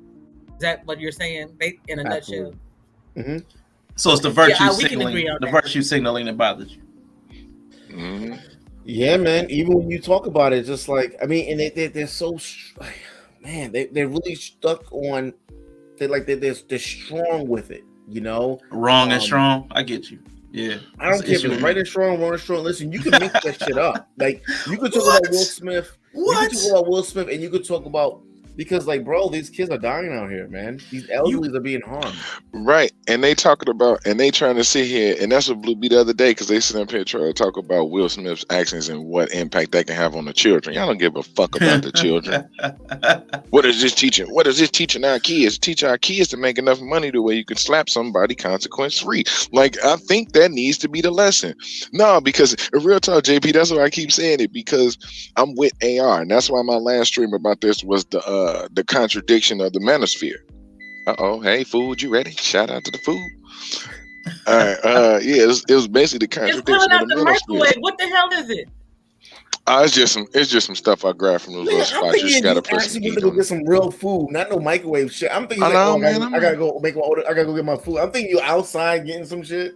No, the grocery store up the grocery store up the block. Nah, real talk, the grocery store up the block got they got like some nice little like prepackaged stuff. Like they hooked up. Like what the fuck is this? This is like Gas some, station food, man. Yeah, no. This is just it's the grocery store. Like it's a legit grocery store. I ain't trying to dox myself and tell you the grocery store next to my job. Internet weirdos is just fucking weird. You know what I'm saying? But no, this like some this some Kung Pao chicken though. This ain't like no, you know what I'm saying? No cheap shit. You know what I'm saying? Hold on. You know what I'm saying? Shout out to Summer Mince Pies over Twitch gang. Yeah, this ain't no cheap shit. You know what I'm saying? This ain't no bad shit. It look alright. You ain't sharing with us, so I hope you drop that shit. Oh, y'all niggas ain't put in on this shit. Such a Who's hate. who talking? I ain't never offered this shit either. What makes look good too is start dripping sauce on it and won't even be like, y'all want a bite? Let me tell you about it. Nothing. Hush your mouth. Yep. I don't want y'all to see my plate. Fuck it. I don't like y'all that much. Real quick, hold up. I just decided to make it part of my content now. I'll make y'all some food because y'all act like y'all don't eat. Yella, what vegetables you have today? I'm having some now. I got some peas and some carrots and shit in here. Taking a permanent break from you! To this whole manosphere thing. Are you seriously telling me that the dude who stood on stage and let a grown Angry man black come man, up and slap him everybody. in the face Angry black is man. stronger than the dude who slapped him? Man, he Mike Lowry that fool. He slapped him and pimped his suit off. And Terrible you want to sit take. up here and tell me that the bigger man was the dude who sat there and took it for a bag? That's what we telling our black men. Sell out and get slapped in the face for a bag so you can entertain the white people. Violence is not the answer, sir. What are you like the telling the narrative. children? Hey, What are you Sounds telling like the the narrative children? to me? Sounds like the narrative they selling to If the me. Black Manosphere had a mascot, that's it right there. Oh man. I'm very disappointed in the Black Manosphere. The Manosphere. I have spoken to a lot of them, and they will not talk on these issues. I said, listen, man, mix that shit up. No, there's missing people. Listen, man, I'm not a big YouTuber, so my voice don't go out, but there's missing people. You can mix it in between. Now, These are for the people that's claiming that they're pro-black and love black people. I'm not talking about regular people, like, you know, because you can't come to me and say, hey, why don't you talk good about some black people? There ain't nothing good about y'all motherfuckers, okay? So I would not represent y'all at all. But at the same time, this is important. Racist. So it really, this whole Jada Pinkett and Will Smith thing, man, it really startled me, man. And the lack of support I was supposed to not supposed to, but I expected to receive due to verbal communication. I do this, you do that. We're supposed to do this together. Even the top level, like Obsidian got in a real big argument with Minister Jab, right? Saw that. And Minister Jab said that what happened? What happened with the Manosphere? Kevin Samuels don't help. He don't help out. Kevin Samuels was supposed to come back and help. He don't help none of O'Shea, and Obsidian was the one that got him to step his game up and be in the Manosphere. But he don't reach back out. So that's an issue, man. So, but it's cool though. I'm not begging, but at the same time, I do want to just kind of separate myself from that and, you know, go from there. Yeah. So what you gonna do, player? You announcing anything? Any big changes you announcing today? Do I get to break any news? You ain't shit. I mean, you can tell people that. No. I definitely do want to switch things up. I mean, what I'm gonna do is that I have a lot of fucking hours of content. I'm gonna do a complete breakdown of it, and I'm gonna take about a good month off. I'm seriously gonna work on my health, get shit together, and get more clarity of exactly what I wanted. I do want to move more into the coaching field. But we're gonna reconstruct a new name, everything. I don't give a fuck. I know you're gonna say, "Oh, but you changed the name already." Fuck. I changed this shit 10 fucking times. I don't give a fuck. I can change it many times I want. But definitely, you know, Rashawn, we do talk a lot about reinventing yourself. So I'm definitely reinventing the channel, and I don't want to be associated with any group. JP. Well, then this might not work. Not that you would be associated with a group, but a way to help one another. Rashawn at one point was doing timestamps for me watching the videos because I can't go back and watch my own content. Rashawn doesn't want to watch his own content, but you do editing. And so what I'm saying is why not farm out the things to other people? Like, for instance, I don't want to go through my videos. But if you go through them and you're like, hey, here's the points, or what, if I mark the timestamps now, and then you can go through and cut those edits out, and I can make content and or for Rashawn, whatever, it's more of an idea for people to continue to think about. We had these conversations, like some jackass said, behind the scenes, just trying to figure out how to move as content creators because folks out front don't really want to know that information, right? But people communicate and then go thoughting. I thought such and such, and then make stupid ass moves, right? So here's me just saying, this is an idea to the world. This is a way to go about doing it. So maybe get with somebody else and swap out the work so that you don't have to watch your own content repeatedly or hear your own voice over and over again. That's it. Well, part of the issue with that is that I'm pretty sure Sean knows a little bit the way I am when I'm, you know, not in a joking mood. So I will burn the bridge while I'm standing on it. If you say you're supposed to do something at 12 o'clock and that shit's not done, I go fucking ballistic. So male or female, everyone get the smoke. It don't fucking matter. So, but I think you gotta also learn who you're getting in business with, because I'm definitely not the right person to, if you're not gonna fulfill, or let me know in advance, hey, listen, I can't do it. Because I'll be on some fucking mother shit, you know? So, not you, JP. I'm just saying in general. You know. Yeah, that's the temperature you be on. You see, when the stream first started and Rashawn was saying all that stuff, what did I put in the chat? I died, man. Damn. Like, fuck everybody when it comes to anything that they actually thought that they wanted from me. If it was before February 2nd, y'all can kick rocks, kiss my ass. And if you feel some type of way, I'll put a heart and a bow on that shit. Okay? Ain't nobody show up and do a goddamn thing since then. So unless we didn't have a conversation, you've been thoughting too goddamn much and weren't paying attention. I do apologize, Rashawn. If I gotta do some push-ups or pay some shit, I will. But at the end of the day, people are on some straight out because you said you was gonna do something. I'm supposed to sit around and listen to your word forever? When you gonna actually get your ass in gear? And when you don't get in gear and I keep moving forward, why is it my fault? My algorithm looks the same as yours, and I ain't working as hard. Tell me something. Okay, my bad. I'm done. Hey, let it out. Put this in y'all's disclaimer. Hey, we ain't gonna heavily police language or perspective around here. AR can be all pro-Trump and anti-Black Lives Matter all he wants. I still accept him for who he is. He can talk about Black Jesus all he wants. I have white pride. I'm white lives matter. But no, one thing I want to say, I'm sorry to cut you off, but one thing you did say is that it is important. I'm sorry to cut you off. No, but listen, right? I do believe it is important to try to find your flow of people that you can have a normal panel on. Because getting to know someone over, could you imagine? I don't JP first time dealing with me and I say the N-word or something like that. She'll make it's very offensive. Like, who the fuck is this? You know, cracker. Yeah, man. Black ass cracker you got on this panel, Rashawn. We was Novarainee. Black Lives Matter, and now he want to turn us into a damn cheesy with this Trump shit. But we can go back to him just being a regular old cracker and talk about the things that matter between the two of us. Go ahead. My bad. Listen, AR is so anti-Black, pro-Trump. I don't even know where he came from. I know he said he's part Irish, man, but I'm trying to tell you, he was from Boston. His spirit was born in Boston in the 1940s. I don't know what this guy is, but I want to shout out to Novarainee real quick. Twitch gang in the building. But yeah, I don't know. And see, I don't know. See, AR, he flips back and forth. I think sometimes he hates. I think he has the two halves. He has the Irish half and the multicultural Black half. So like he'll be like, man, I'm gonna do all this stuff with and for Black people, but I hate y'all. But I want to help you. But I hate you. Let me give you a hand up so I can throw you down. You know what I'm saying? He's like, he just goes back and forth between the two. I think that's him.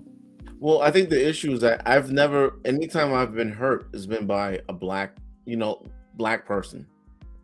Anytime I've been hurt. No, but I mean, you can play the violin all you want. Yeah, I was going to say, I apologize for the face making because, yes, okay, but proximity matters, baby. I've been with white people too. Part of my family's white. They haven't. No shit, Sherlock. I mean, I'm sorry.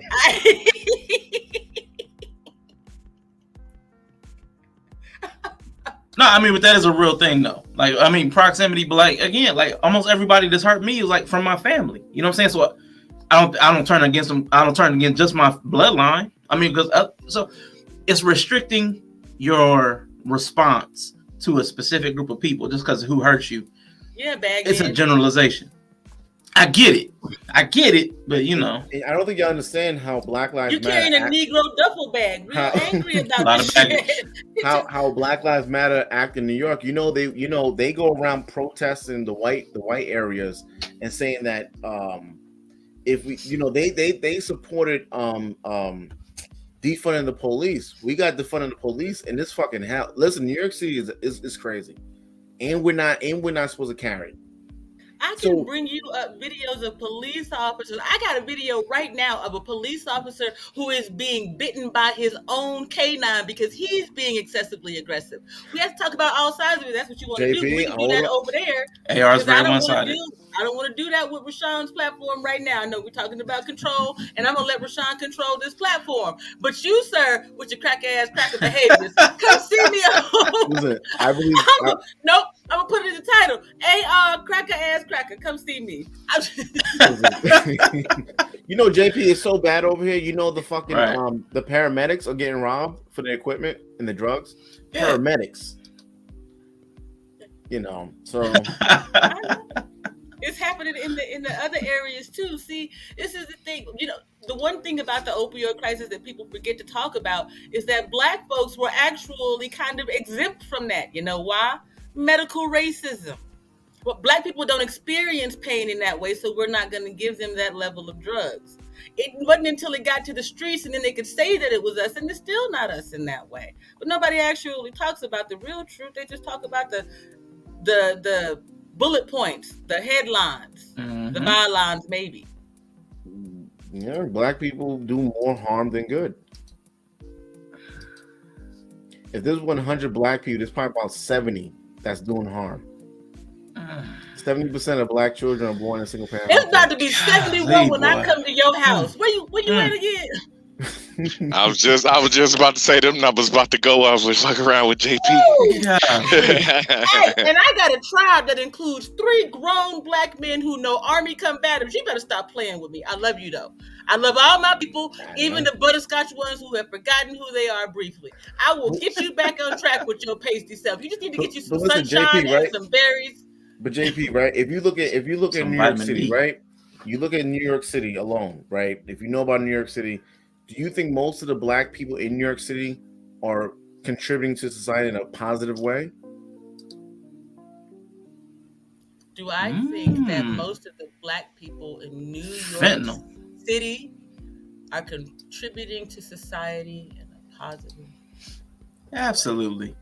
Nah, it's bad, bro. It's fucking bad. You know, here's the thing. Because I'm not someone who places a person's value on how they manage to survive this existence. They are valuable and they are important to society for what they do in their cipher, sphere, community, whatever you call it, right? And so, yes, I do believe that everyone has a positive purpose in someone's life. The same way that I can learn from you and you can learn from me. I can learn from CC Reacts, and she's a former prisoner. I can learn from, I was about to say them names. Anyway, I don't know that I can learn from them because they just so damn special. If you copying me, what the hell I got to learn from you, facsimile ass motherfuckers? But anyway, just calling it like I see it. You know, but you can learn from anyone. You have to, I get more advice from my sons than I do from more counsel, I should say, from my sons than I do from my peers, because my peers are indoctrinated into bullshit. Yeah, that's your sons. But JP, we both know that if you were to walk outside and go to the gas station, most likely it's going to be, God forbid, one of your own people that's going to do something crazy to you. You know what, AR? I can tell you that you're wrong. Rashawn can tell you that he knows that I can tell you that you're wrong, because recently I was out here in the Tucson wilderness for a couple of days, and it was people who looked just like me who kept me alive. It was people who didn't look like me who were trying to take me and trying to do me serious harm. So I have been harmed by my people in bad ways and helped in the same way. It's just, we have to stop with this, you know, we look at our people from inside of the mirror. Ugh. Look at them and the terrible things that they do. If I was in that place, I would do da da da da da da. And at some point, we stand in the mirror and we're just kind of like, you got to go through. You got to get on the other side and start putting yourself into the blackness. Imagine if nothing else, go somewhere and actually just listen to them. The same way that I had a video for Black women some time ago for you, just people who need a different understanding. Go and listen to them for 2.5 minutes. Say thank you, leave, and process what they said through an understanding, not your lived experiences, but just trying to get and understand where they came from. But where they came from is not where they're at now. I don't listen. Yes, it is. In the same way that you say the manosphere dudes are still in high school. I get what you're saying, but what you've been through, what you're going through, that has nothing to do with you fucking with me, you know. And there's more crime there's more bad that's being done than good is being done. Listen, you can't name one urban democratic city on this in this country that has low crime rate. You can't name a city, period. Not one city that has under 50%, that's Democratic ran, which is predominantly Black, has under 50% crime rate.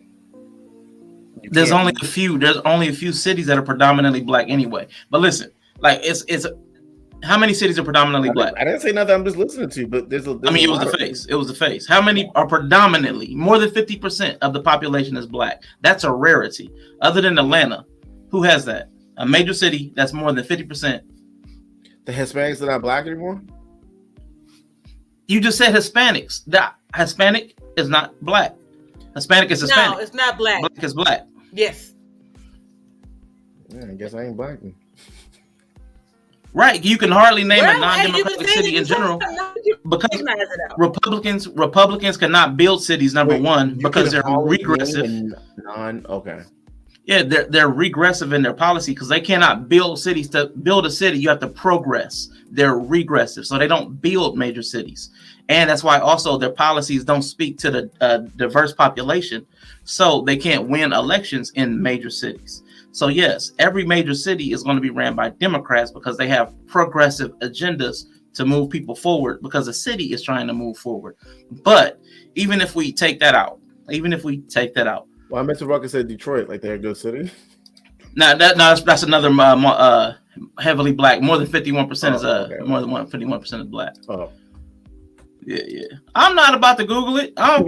Listen, here's the problem.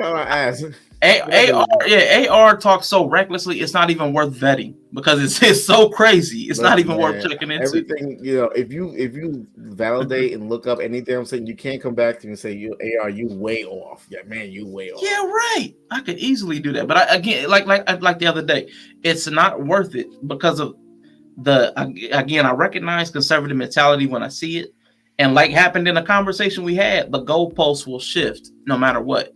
Even if I did prove it, the goalposts will move to ultimately, well, they're just wrong anyway. I've seen it too many times, and I don't invest my time in that. Yes. Now, they are builders in their small towns. They will have the hubs and the factories, and they'll ship stuff into the democratic cities. Yes, they will do that. And the farms. So, no, I never said they were bad. I never said that. But what I think, though, is that we need each other. Because the democratic cities is where you're going to find the tech hubs, which is the future. But everything that we need, the base of operations is going to be found in rural areas, the farming, the agriculture. We absolutely need that, and it's essential. Textile manufacturing and stuff like that. That's not going to be in the major cities because they run out of space. So no, I think it's an ecosystem that should be managed better, but it's corrupted by greed and people who believe that their way is right. So, instead of looking out for the people, they believe that their way is right. You know what's crazy about greed? I'm not talking about Democrat or Republican, I'm not talking about that, but just greed and period. When you look at some people that do some things, it's like, but they have so much. There's no, I don't think it's even about the item they're stealing or the money. It has nothing to do with that. I think they just want more of it. Doesn't matter how much they if you got $1 billion today, they're still going to find a way to get more than that. So it's not even about the amount, right? Nah, it's about character. Because again, you talk about black people, but everything black people do gets done at a grander scale by people who have more power. So you talk about theft. There are people, like you said, who steal billions, millions to billions. They're very rarely black because we don't have that kind of access to capital and power.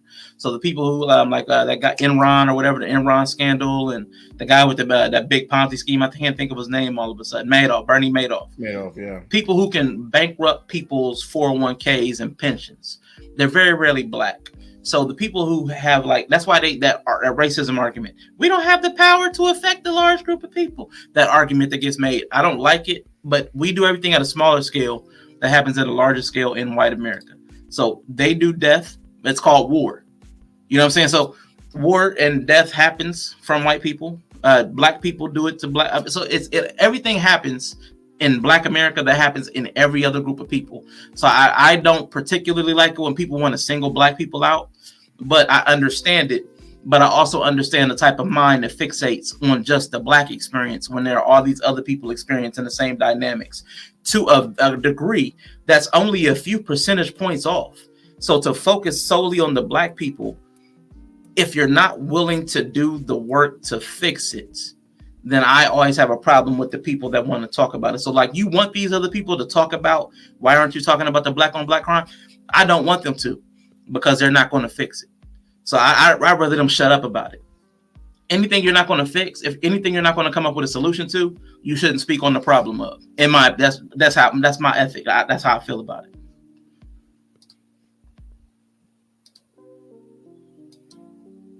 Kenneth Lay. And the reason why I'm so fixated with what wrong black people do, because white people are not harming me directly, right? Unless I would be predominantly in their spaces, like I'm living amongst them. So then my conversation would shift, because hold the fuck up. This white person broke into my car.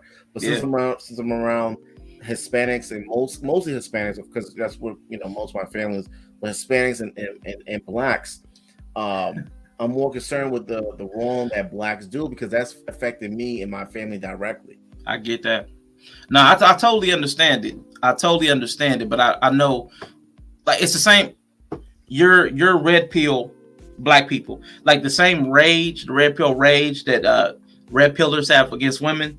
You have that red pill rage against black people. Like, you're still angry and you're still bothered about. I'm not angry. Yeah, Black people there do is a wrong lot of on black a daily. man monster syndrome being heard.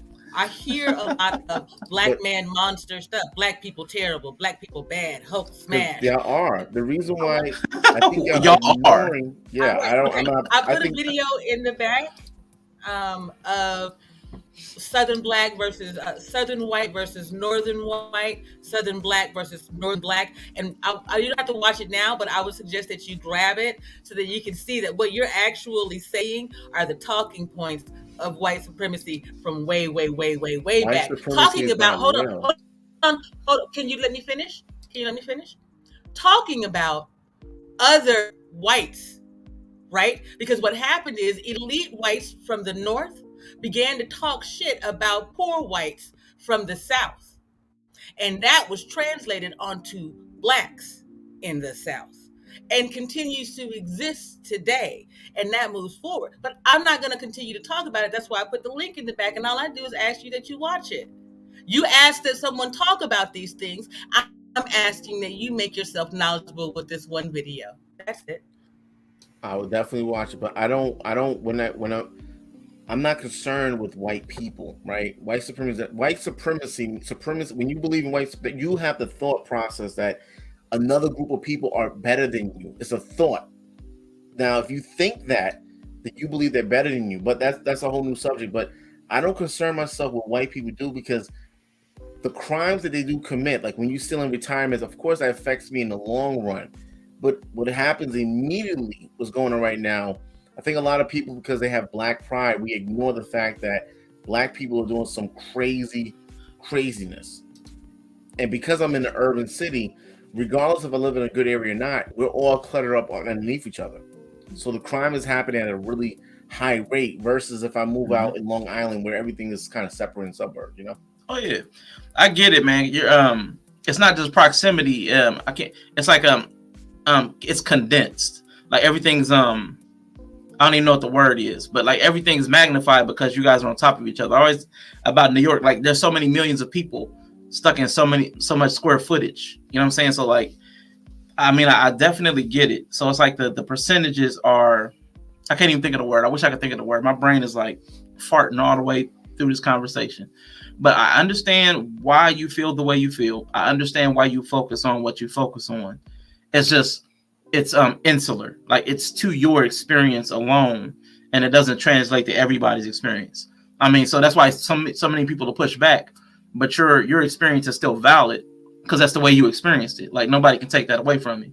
Of course, it's not just my experience. It's experience amongst existence. It's not just like, oh, this is what I'm going through. It's everywhere, because I'm not the one being attacked. I'll fucking shoot your head off. I'm licensed to carry. So I don't care if you're black, white, whatever. You could be stealing my shoelaces. I'm gonna shoot you. But New York City has 20 million people. It's a lot. 20 million? That's too much. But I mean, but like real quick, JP, real quick. No, go ahead, JP. Sorry, well, no, it was just that you said my family and I's lived experience, and you mentioned being of Hispanic descent. And I'm asking because it's a little bit relevant here. Can you give a little bit more context to it? We were poking fun at first, and now I'm asking for clarity. My mother's Puerto Rican and Cuban. Okay. When you hear it described in the community around you, do they describe themselves as being black or Latin? I grew up around West Indies. The community.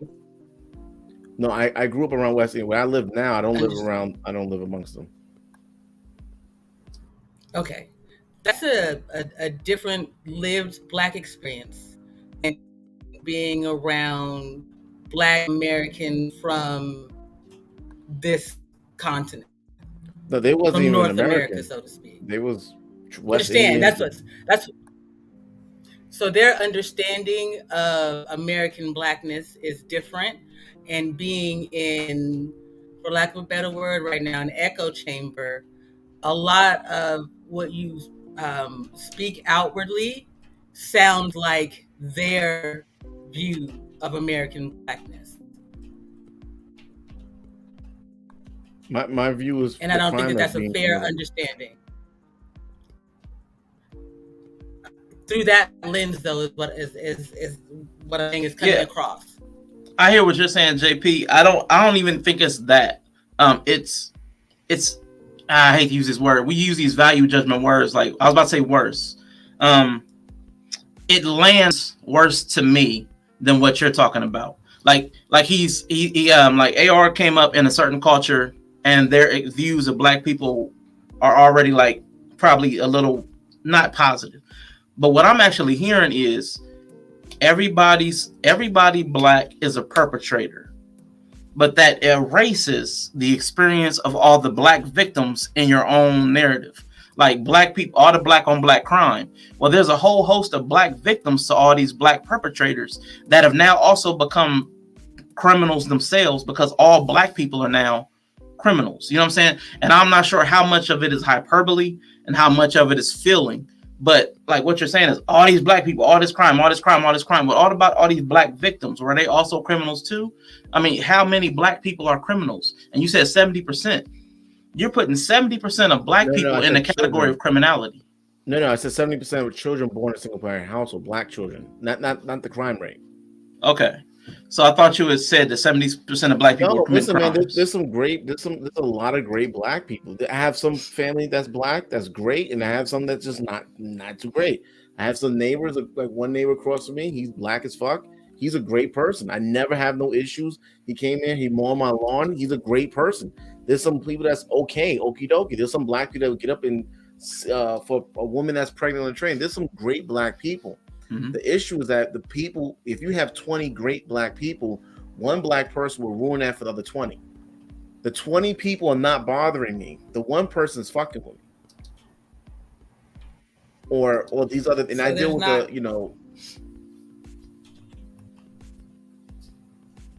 That doesn't happen in the Hispanic community? I don't live amongst the Hispanic community. So you just speak with the whites and the Hispanics and stuff. What about them?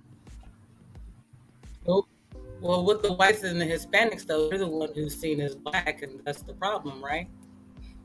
Well, the whites commit crime with the whites. The Hispanics commit predominantly crime amongst each other. You know, the cartels, whatever, they do that amongst each other. You know, the crime that's being committed amongst us is directly affecting us.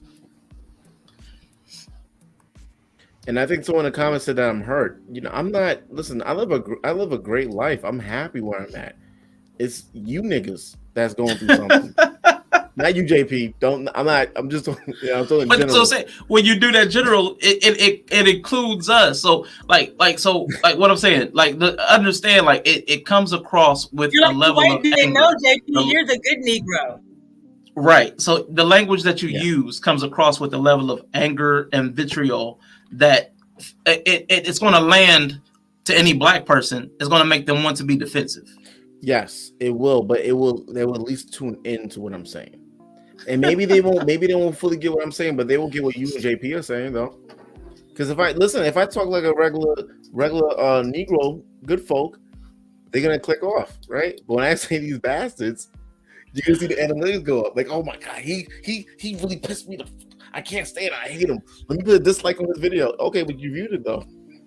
Okay, so then that's cool. But that leaves me in a place because I want authentic conversation.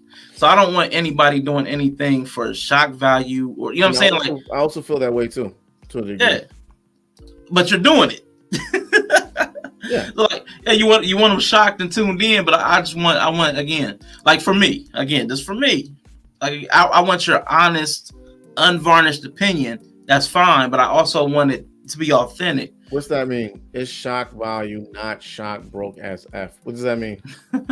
I'm not sure. I'm not sure exactly what he meant by that. Yeah. He says shock value is value. There's value to. Oh, okay, so he's saying shock value is value. There's value to shock value. Like there's value to it, but there's not a brokenness to shock value. It generates value. It's not devoid of value. It does to a degree, and I think that when time goes on, but no, I don't manipulate fish for haters. Every word I've said is how I mean that from the bottom and beginning and middle, all around my heart. Unless you can prove me wrong, but the updates that I receive from different families and the news and just with my eyes and other people I know around the country, that's doing these things, the good people is not really worth to speak about because they're not bothering anyone. They're handling their households. I know a lot of black men that are taking care of their family. The issue is that we have a really big issue amongst the black youth. So let me ask you a question, because again, if you don't feel comfortable, let me know. Because again, I'm not trying to put you on Front Street when I ask this question. Now, you said you want to focus on your personal content. You wanted to take a positive approach with it, right? But just now you said you don't speak on the good black people. So I'm just trying to figure out, I mean, again, for conversation's sake, and if you don't feel comfortable, let me know. Okay. I'm trying to figure out how you want to take a positive approach on one hand, but then you say you don't speak on positive black people because of this, that, and the other. Like how do you separate those two? Well, I mean, of course I'm gonna speak up because I'm black myself, right? And if I mention my family, I'm gonna speak good because or other people that I know that are black. Of course, I'm gonna talk positive about them. But you can talk about what I was really trying to say is that the squeakiest wheel gets the oil, right? Gotcha. And what's really happening is that I'm seeing, witnessing, experiencing more negative than I am to the positive, because the positive people are quiet. They're at work. They're in their house. They're taking care of their family. They're cooking. They're not robbing. So, gotcha. Because of that, it doesn't mean there's more. It doesn't mean that the good people don't get their shine. But in general, I have to pay attention to the wrong that's doing to try to help to correct that. Like, even when I do my mentoring, I don't necessarily, the kids that's in a good household, I really don't even try to mentor them, because as I'm speaking to them, they probably got a lot of the principle from their father. So even though they probably do want a mentor, I don't really pay them that much attention. Like, I can't deal with you because these kids over here are going through some real stuff.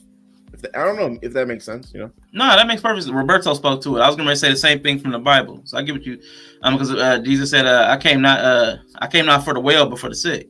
So I mean, I get the principle. I would question your application of it, but I get the principle. Yeah, man. Yeah. So I definitely understand. And just so you know, I'm not one of these people that just talking out my, what. I am involved amongst black people, right? Hispanics too. But as far as the youth and the teenager, and that's probably a lot of the footage.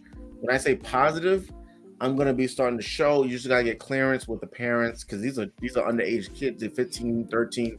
If I put out a video and, they commit a crime, now they got my footage with that kid. So it's a lot of different things that, but no, I care a lot about the youth. The adults can do what they want. They want to commit crime and go to jail. Give them life. It's fine. But I'm really concerned with the black youth. There's no reason why you have a 15-year-old that's doing 20 years for something his friends are doing, or he's in the wrong car at the wrong time. It's crazy. It happens way too fucking often. So, Yeah, looks like we got the interview with AR Part 2 going on right now. But did you always have this thought process?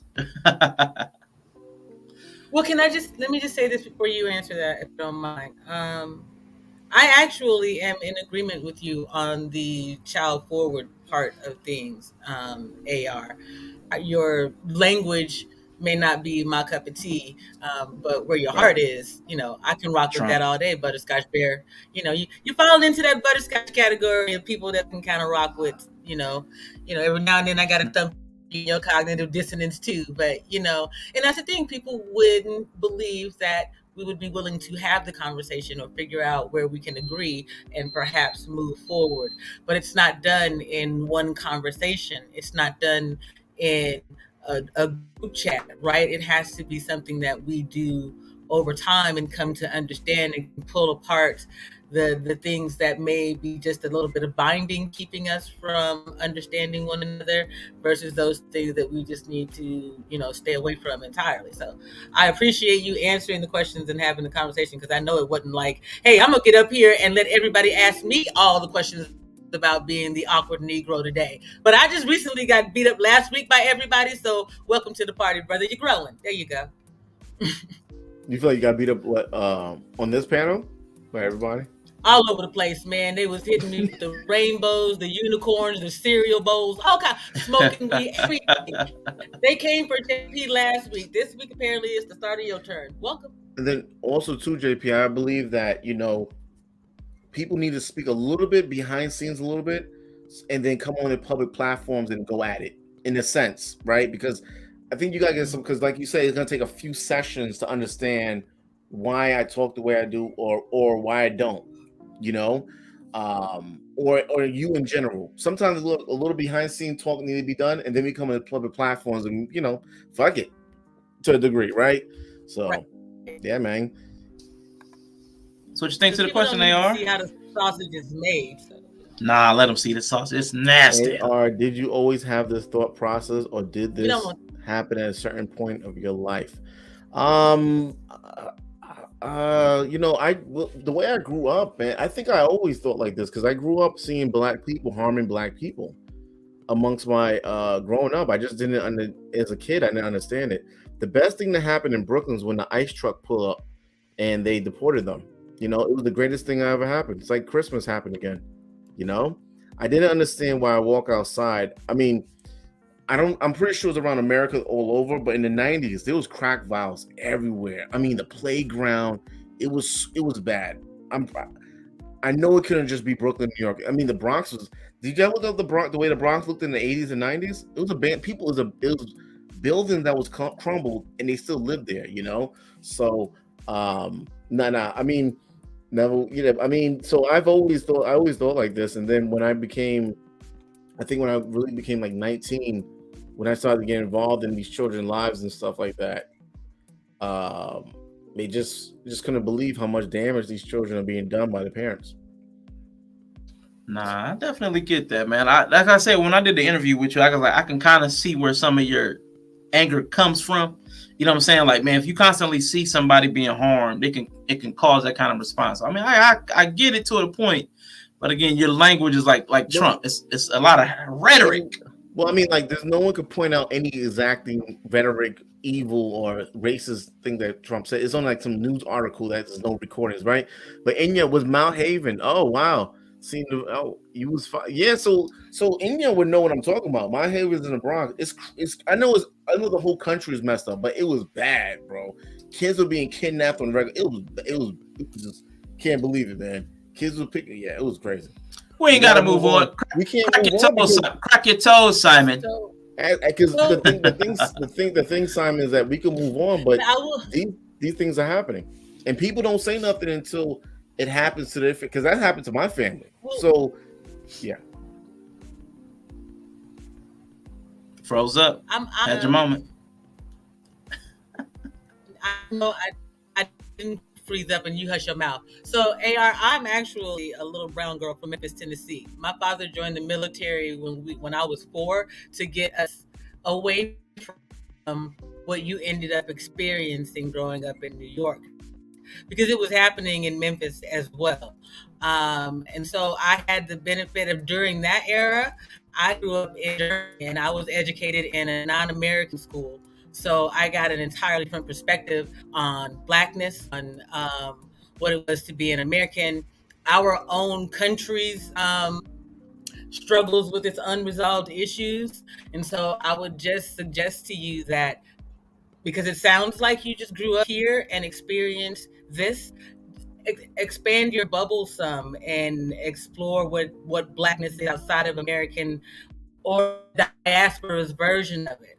Like, go, and because there's some things that are left unsaid or unknown that they weren't teaching us, and now they're coming to light, but we're unwilling to consume it because, one, it's positive about Black people at a time where, if you're not a Black woman, the best thing to do is to talk shit about Black people. But they ain't shit though. Now, how do they do the dope fiend lean? Like, and yeah, I've been wondering about that because I've seen some of them just like look like they're leaning on something, and they'll be like that, what is that? Michael Jackson, that smooth criminal lean, but they don't fall over. And I don't know how they do it. It's like they defy physics. But look, right? So Novarainee, is that how you pronounce the name? You know, the thing about Trump, right? If you could listen, can you? So, number one, those countries are shitholes, right? Because people are fleeing from them, right? But have you verbally just type it in? Did you verbally hear Trump say that? I want to hear this lie, right? Did you verbally hear Trump say that?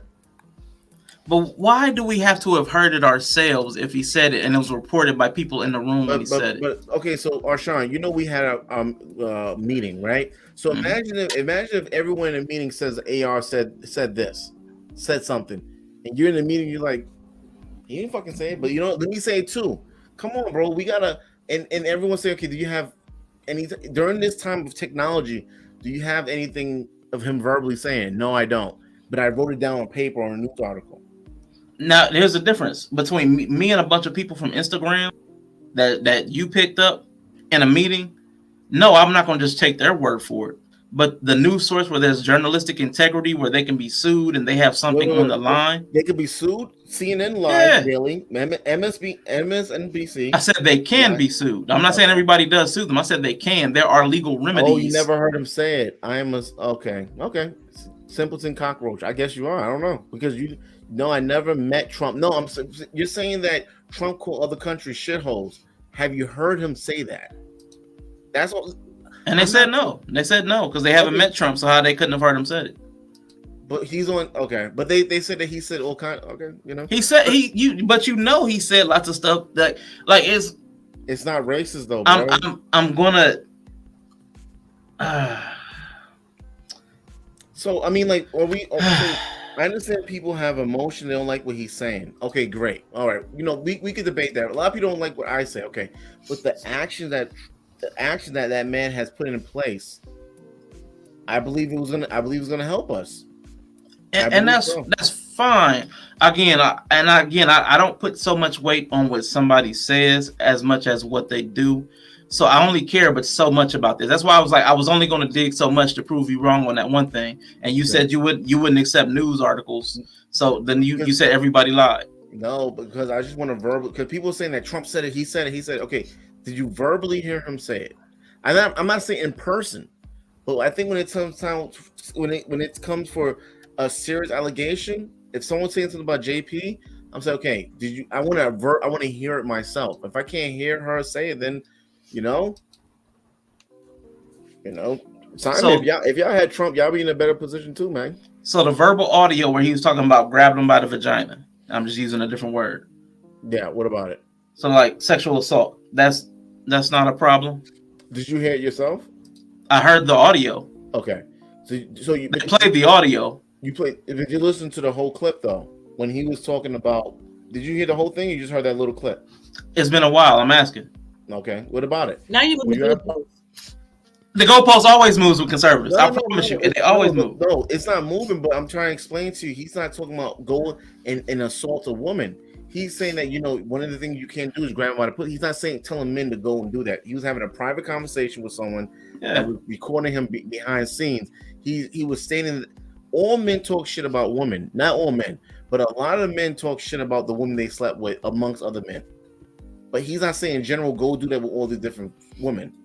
It's in context, man. He also again like, but here's the problem. Like again, we're talking about what you're talking about is almost like you need a criminal level of evidence to hold anything against somebody.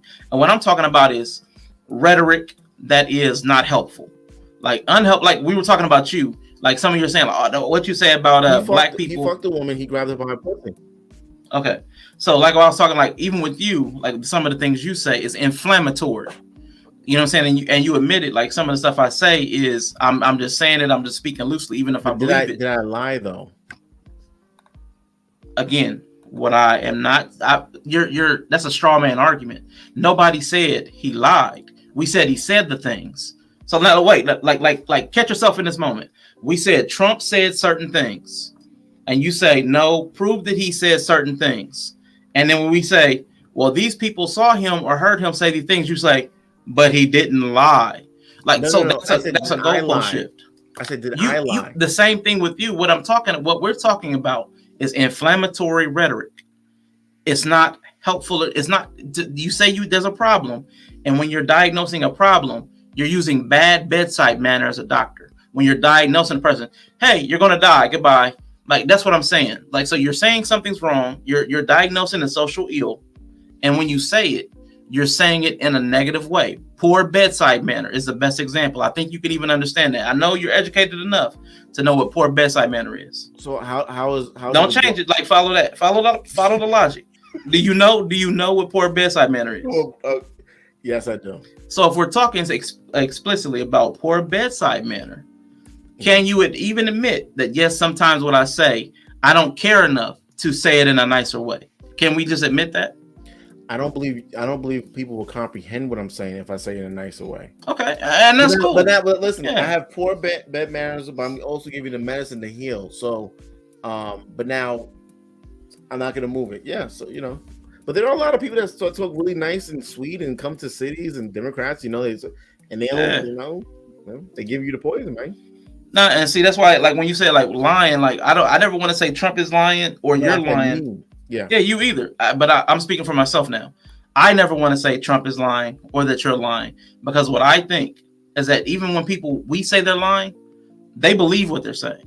Like you 100% believe 70% of the children that are born in a single parent households are criminals and all that stuff. Like a majority of people in these black cities, all the Democratic run cities, or this, that, and that. Like you believe everything you're saying, even if it's inaccurate. You believe it. So I don't want to call you guys liars. See what I'm saying? Like you said something about Trump saying that they're fleeing the shitholes. Well, there are also people are fleeing America. People are fleeing England. People flee everywhere. It's called migration. Not everybody stays. So like if there's a group of people that leave, that's why we have expats in all these other countries, because people want to get away from where they are and get to a new location. Why they want to get away, we can talk about that. But that people leave is not something you can really demonize somebody for. Well, it's because you're from a shithole country. Well, what about when you're from a developed country? You see what I'm saying? So that activity can't be what we demonize somebody for. When you're fleeing your country, you're coming illegally. That's the issue. What Trump says, you can take what Trump says, because the people that come in illegally is affecting urban communities. We got people that don't even have no last name.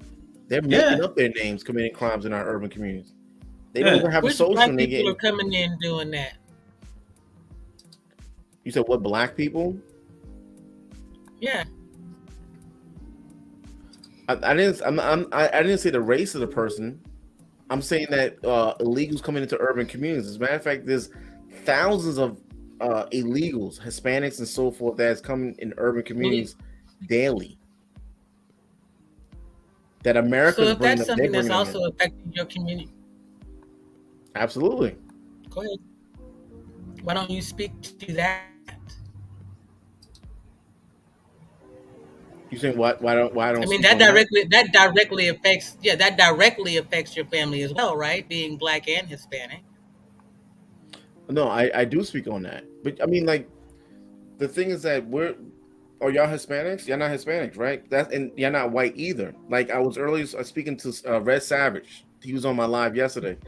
I was speaking to him today, and I was telling him about white people because he's white, so he can relate to that. He's not black, so I'm not going to tell him about black problems because what is he? He's like, I might, he's probably going to be thinking, well, I'm not around y'all, so you telling me about black on black crime that doesn't affect me.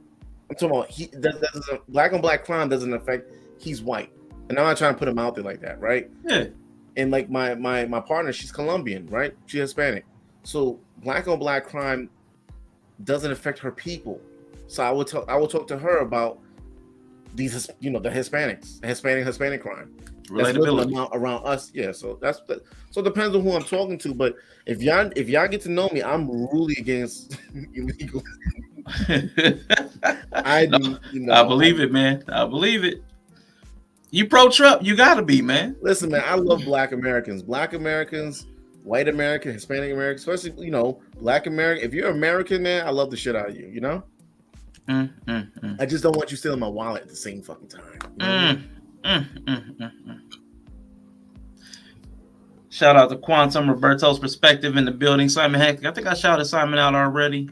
But yeah, man, I appreciate that little digression into politics and whatnot. I have finished anybody that wants to or is even basically interested. I had finished up the choosing size things probably about an hour and a half ago. So we just went on a tangent, starting with that. I don't know yet. I gotta do the work like everybody else does. We got to do the work and figure it out for ourselves. And I have not landed on something, especially during this conversation. My brain power has been on Trump and inflammatory language and moving goalposts. Yeah. So honestly, what I'm feeling is just keep doing what I'm doing. Like just stay the course at a basic level. And what comes of it is what comes of it. Because again, I'm not worried about growth or subscriptions. I just wanted to know if I should amp up to my fullest. You know what I'm saying? Should I give it the level I'm capable of, or should I just keep going? And for the most part, it's like, hey, I like this. Well, let me just keep giving y'all that. Like, I don't have a problem with that. I felt compelled to do more, but I can get over that. I think people will actually appreciate you doing the 6-hour studies and coming on for 2 hours. I think people will appreciate that because I think you do have interesting way of speaking. Your mind's a little bit cloudy with too much blackness. Maybe you need a little bit lighten up with that. But no, I think that you have a lot to offer, man. So I think it'll be great, man. And what were you saying, JP? I forgot this time. It's about sausage. Yeah. I tried to hang on to it, man. Listen, I'm just 2 months old. Leave me alone. I be trying to get my act right.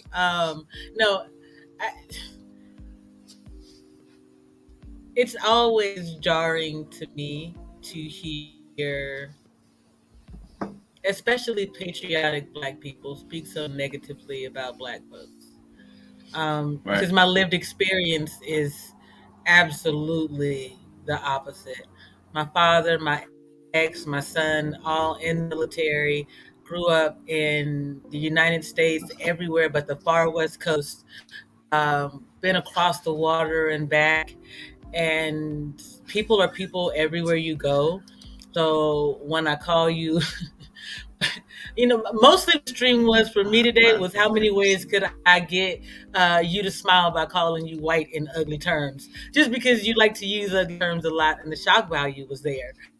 But at the end of the day, you're still a butterscotch dude to me, and I want to know that your lived experience is better than what it is you're saying about Black people. So I'm going to go up and try to support. Yet I will say I don't watch a lot of the content that's out there because I've learned, lived, and longed for more than the bullshit that's out here in these streams right now. So it's like, why? But I'll show up and support. I know just that some of the people that show up right now for you won't show up if I do.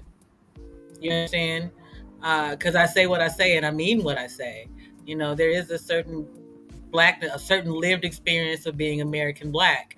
And that's different from all the other stuff and anything that you're getting from media or anybody who doesn't have an American Black lived experience, you're not getting the truth. And that's just how I see it. Rashawn, the one thing that I would say to you is to do you use your actual YouTube studio thingy? And watch your... Sometimes. I haven't cared enough to dive into analytics and understand how all that works. But I know people on average watch about 40 minutes. And that's about the only thing I retained from looking through there. I was like, that's not bad. I mean, real time. I'm just saying, you can see in real time how things are moving. So like if chat's not moving enough, you can know to move over there immediately. If such and such not happening, to pick up certain things. Those are just media understanding things as well, though. Again, part of my lived experience. That's why I ain't gonna buy into none of them damn classes. Why AR, when we were having the behind the scenes conversations, I was saying exactly what I was saying then now, because I don't need to pay somebody for what I already know. For me, I had to deal this vessel. You know what I'm saying? So the people who still show up and still communicate, I'll rock with them all day long. Even if I got to come over there and deal with the extra whiteness on your channel. Go ahead. But one thing, Arshawn, is important. You do want to know the age ranges of the people that's watching, because I was talking about the elderly and go, make sure you go take care of your elderly. I don't give a fuck if you're not listening, right? But you serious, Arshawn? You be joking? No. I didn't even think about that, but that's important because even the type of language or even the little bits and clips I use, I can use the same. Like I can say save one, but maybe age. Everything's translatable. So I could be thoughtful. I was serious. My fault. I'm sorry. I thought you was being sarcastic. That was a light bulb. That was a light bulb. Yeah, but I think that learning the ages, right? Like when I learned that 96% of my supporters are males, I'm like, what? The channel was built for females. Yeah. So, but that was very important. If I never looked that up, I would keep creating content, and it just wouldn't make any sense. So, but knowing the age range, so now that I know that I don't have people over 45 really watching my content, I'm not going to speak on over 45 content, and no one really under 25. So I'm not going to keep talking about if you're 20 years old, how you want to reinvent yourself. That makes perfect sense. Yeah, real quick, I want to introduce Simon. Thank you, Simon, for coming up. How are you feeling today, sir? Peace. Tuck your toes, mate. What's up, Simon? Hey guys, I'm working on my American accent. A little closer. It's getting a little closer. Hey, how you doing? That'll work. Listen to Idris on the Wire. You'll get it. It sounds like Baltimore, but you'll get it. It's cool, man. It's very, very unique in this black space. And your accent. Cool. Yeah, the accent will take you far in this space. Thank you. No, I appreciate it. Thanks for bringing me up. On a serious note, peace to JP. Sean, AR, there's just a couple of points really, in terms of like, there's what AR brought up about YouTube and stuff. That's one thing, but I don't know. I mean, I've rocked with a lot of content creators. I'm not really a huge content creator myself because I ain't really got the time right now. I mean, I'm working on things, but the thing about it is, damn it, about it. Be happy about that shit, man. Sorry. I clip my toes every day, lady. Governor, you have to stretch it out, man. Stretch it out. But we're humans. Ultimately, what I think is you just got to work out what the fuck you want to do. Like, that's what it boils down to. Like, most of these content creators have been around for years. I don't know. I mean, sometimes just reaching out to people and trying to get numbers is not the one. You got to be around for a while. It's a long stretch. It's just like business. Like if you was just about to sort of set up a coffee shop or something, it's not going to just happen overnight. And as much as you want people to taste, you could put out like, what do they do when they set up a coffee shop? You'd have some PR people, get some girls, they'll stand outside the shop and say, do you want to taste this shit? Do you want to taste our cakes? Do you get what I'm saying? You want to draw the crowd in a bit. Do you know what I mean? And you have to cause that bit of hurrah, like that bit of publicity and things. That's when you're ready. It's like, do you know when you're ready? It costs a bit of money as well. Like you got to plug that shit. Don't forget Fresh and Fit were just saying they were just plugging like X into what they were doing. It doesn't just come around. So it's a business, like real, like it's a return. Your investment's the return. And when you're putting all that effort in and all that time in, you're going to collab with certain people, and it's the same thing. You got to rock with the right people that you want to rock with, like, and people are going to do their own shit. And, whether they want to rock with you or not on this day or that day, you just got to let them be, I mean, we're all humans. But when you have such a sort of racehorse sort of mentality and say like, I need to get this by then, sometimes that just doesn't work unless like you planned and got that whole marketing plan behind that. Have you written up a business plan? you know how this shit works? You know, it's just setting up shop, really. You know what I mean? That's my take on that shit. Sorry. Yeah, I don't have the patience. Like, you know, I'm willing to put in the work and understand things, but I can't be a YouTuber for a year and not receive compensation.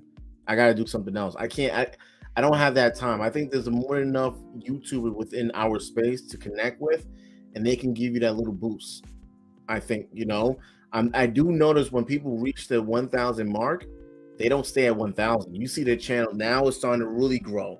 Once they reach that 1,000, now you, because I think YouTube is they pushing out, but there are some YouTubers you can connect with, and I do plan on. I just don't feel like I have the right equipment. Like, I don't want to go to, let's say, the lead attorney or O'Shea Jackson. They put me there. I don't think I have the right content that I want to. That's why I've been putting some of my videos private.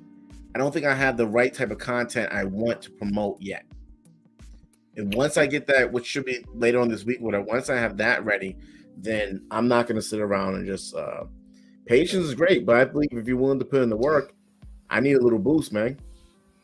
Maybe you're just thinking differently, because some people just think differently. You know, there's YouTubers out there with 30, 40 odd K. You know, I think it was spoken on before, and there's certain pushes, there's certain things you can do, there's certain people you can connect with. It just depends on what you want to do. Like, everyone's got their own, you know, like what you're talking about. What came through in your language was that you have an objective and you have a vision and you want to do certain things. But, you know, maybe the space that you're in is not that, because maybe you might just know a bit more about what the hell you're doing. You know, media is media. And, you know, if we want to get on here, we got to be aware of that, like, as people. You know, I mean, you're you know, I think you're really good, you know, but there's different levels. You get what I mean? It's like you popped up in the manosphere. It's like, cool, but the manosphere is the manosphere, where there's other sort of rockers out here, and they're like, you know, as you said, like, drop a little 2-minute thing and it's just like, bam, you know, they got 1 million views or whatever, but they're just coming from another angle. I've said before, like, there's people just dropping cat videos. Like, get your cat on here, do some tricks. Do you get what I'm saying? They're not really interested in sort of having a conversation, but, you know, right, we don't have the intermediaries, and that's to our benefit to an extent. Like, now, like, we don't have that middleman. We don't have to go to the record label. We don't have to go to the entertainment label. We don't have to go to the channel. We don't have to. Do you get what I'm saying? It's just how you want to go about doing what you want to do. But it's for us to figure that one out. And I think the conversations behind closed doors or behind the screen is very beneficial in that way, because we're making ourselves accountable. Like, there's no excuse. Where previously I would probably go to a meeting and then I'll be like trying to tell my friend, oh, I went to this meeting, this happened, blah, blah, and they wouldn't really know what the hell's going on. Do you get what I'm saying? Because they live another life.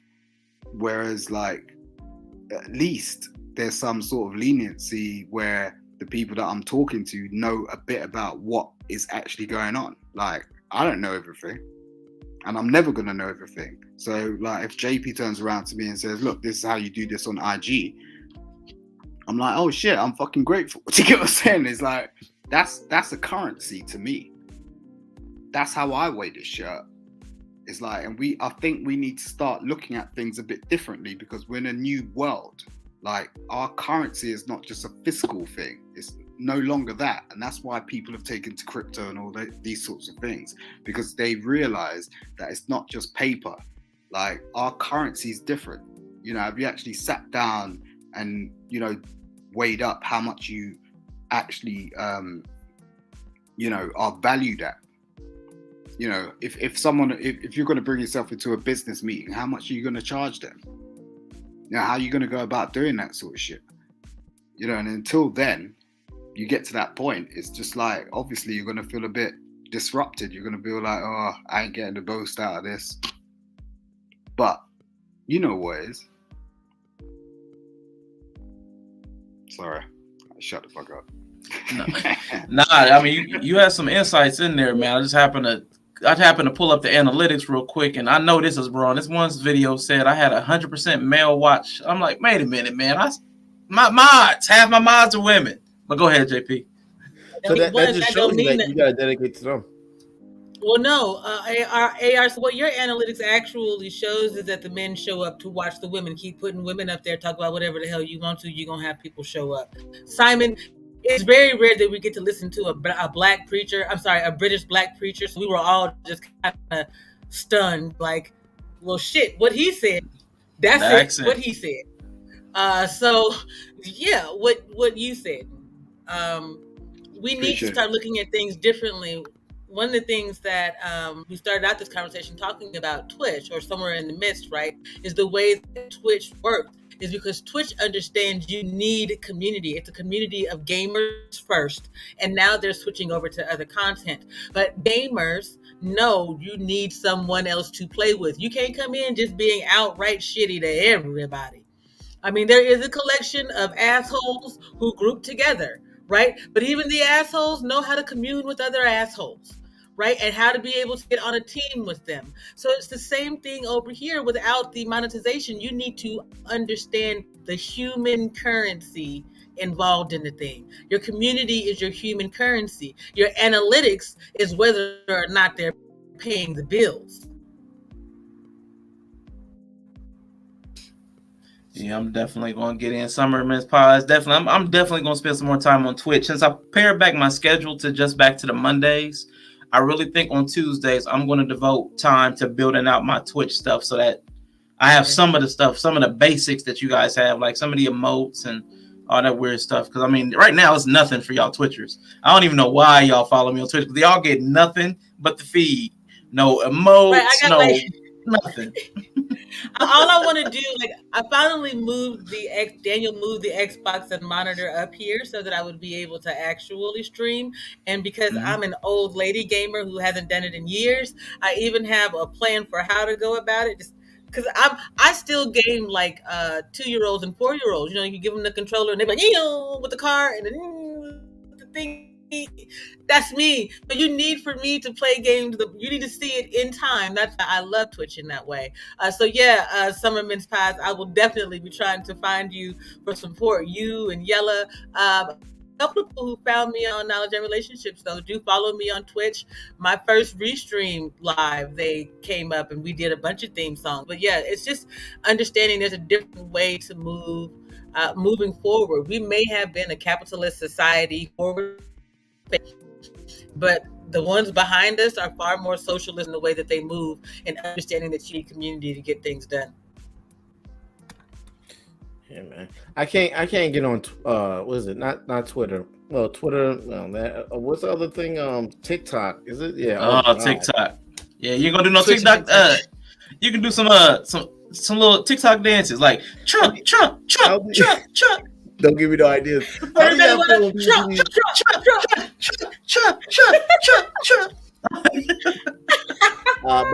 do know that, you know, what I do plan on is that once next year comes, maybe towards the middle of next year, I'm gonna be doing a lot of interviews with Republicans. I think that's my I missed the opportunity with Trump, and I think it's the same thing if you're a Democrat and you want to get into the media with being political.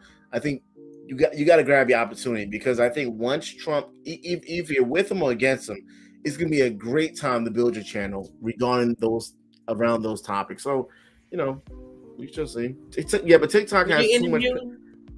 They have too much pedophilia. I mean, it just looks weird. It just looks whoever's disabled or whoever is overweight or whoever has some sort of disability, whatever, they are thriving on TikTok doing poisonous things. Crazy. I can't do it. Will you interview some independents? I don't know. Probably not. I mean, if they like Trump, then I interview them. You know, I'm talking about for the Republican interviews. You know, I always have another type of platform, which it don't matter your political. You know. Mm-hmm. Okay, makes sense. Yeah, we're 1 billion% Trump over here, man. You know.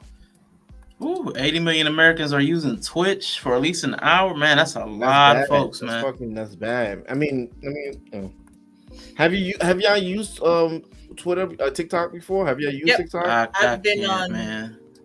I've been on all of them with the exception of Snapchat. I think the most like sensitive where words are concerned is Twitter. The most kind of over the top is definitely TikTok.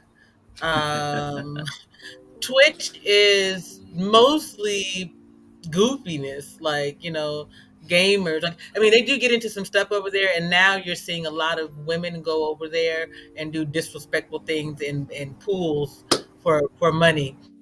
Rashawn is enjoying that section of the. They have an OnlyFans section. But it's not. I promise you, it tripped me out.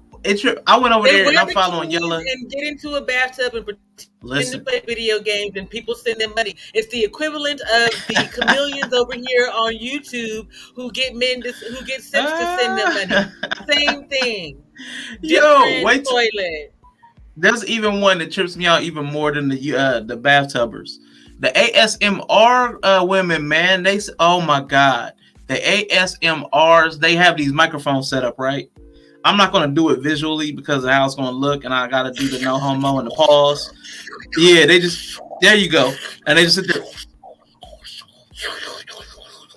And they licking all over these two microphones to get that sound effect. Oh my God, Twitch is crazy for that. I was like, wow, what is this? Twitch is crazy. Yo. Twitch is crazy. I mean, but again, the gamer, you're muted. I think it said that it's going to be a gaming platform where gaming platforms are normally, with children, right? Yeah, young people. So TikTok was first designed for children, and then you have the adults go on. I mean, Lizzo does everything that's against the guidelines. Lizzo, she wears thongs, she's butt ass naked. I mean, she got stretch marks on her nose. She disgusts me. If anyone knows me, Jesus, bro. Lizzo, she gotta go. If there's any, she gotta go. I got a video where I say what I gotta say about her as well. But my thing is you can't be, I love the body that I'm in, and then cry when people be like, yeah, but I don't like your body. Hey, you love you. I don't have to love you. And by the way, I don't have to like you to love you. So let's just go ahead and get it all out there. So there's I get you. Yeah, you got to think. One of the beautiful things about TikTok is that the little TikTokers got a hold of your man's, because he thought that the what was it, the Korean pop group, and all of them were going to show up to one of his events, and turned out all them little TikToking children made him look like a jackass. Yeah, that was funny. Do you remember that? It didn't happen. We didn't hear it. We didn't hear it from him himself, so it didn't happen. It happened to them lions and they didn't show up. They bought a whole bunch of tickets. Yeah. Go ahead. Yeah. If it's something to do with TikTok, or I have no idea. Yeah, but Yella, it was Go ahead. Yeah, but Yella, let them live. But it's a real big issue that anything to do with children. That's why Disney is going through a big problem, because Disney wants to allow Disney has a large amount of sex trafficking happening at Disney, but they also want to infiltrate it with the transgender. So let them live, okay? But they have an OnlyFans for that. You can't, it's horrible to go on a platform that's children gonna be involved in Twitch, and you have women doing these sucking on lollipops while the camera's like right here, so you have. But it's like, come on, bro. If we want to watch porn, we can watch porn. Oh, that was a perfect freeze. I wish it had stayed like that. I'm about to get a picture of that. What? No, the screen froze when you was like, but you had yeah. I'm about to have that picture and then like do an iMovie, but have that sound going while you got your mouth. That'll be hilarious. Listen, but yeah, I get what you're saying. It's a war going on with the kids, man. It's a fucking war. It's a war. You'd be surprised in these fucking drugs. Excuse me.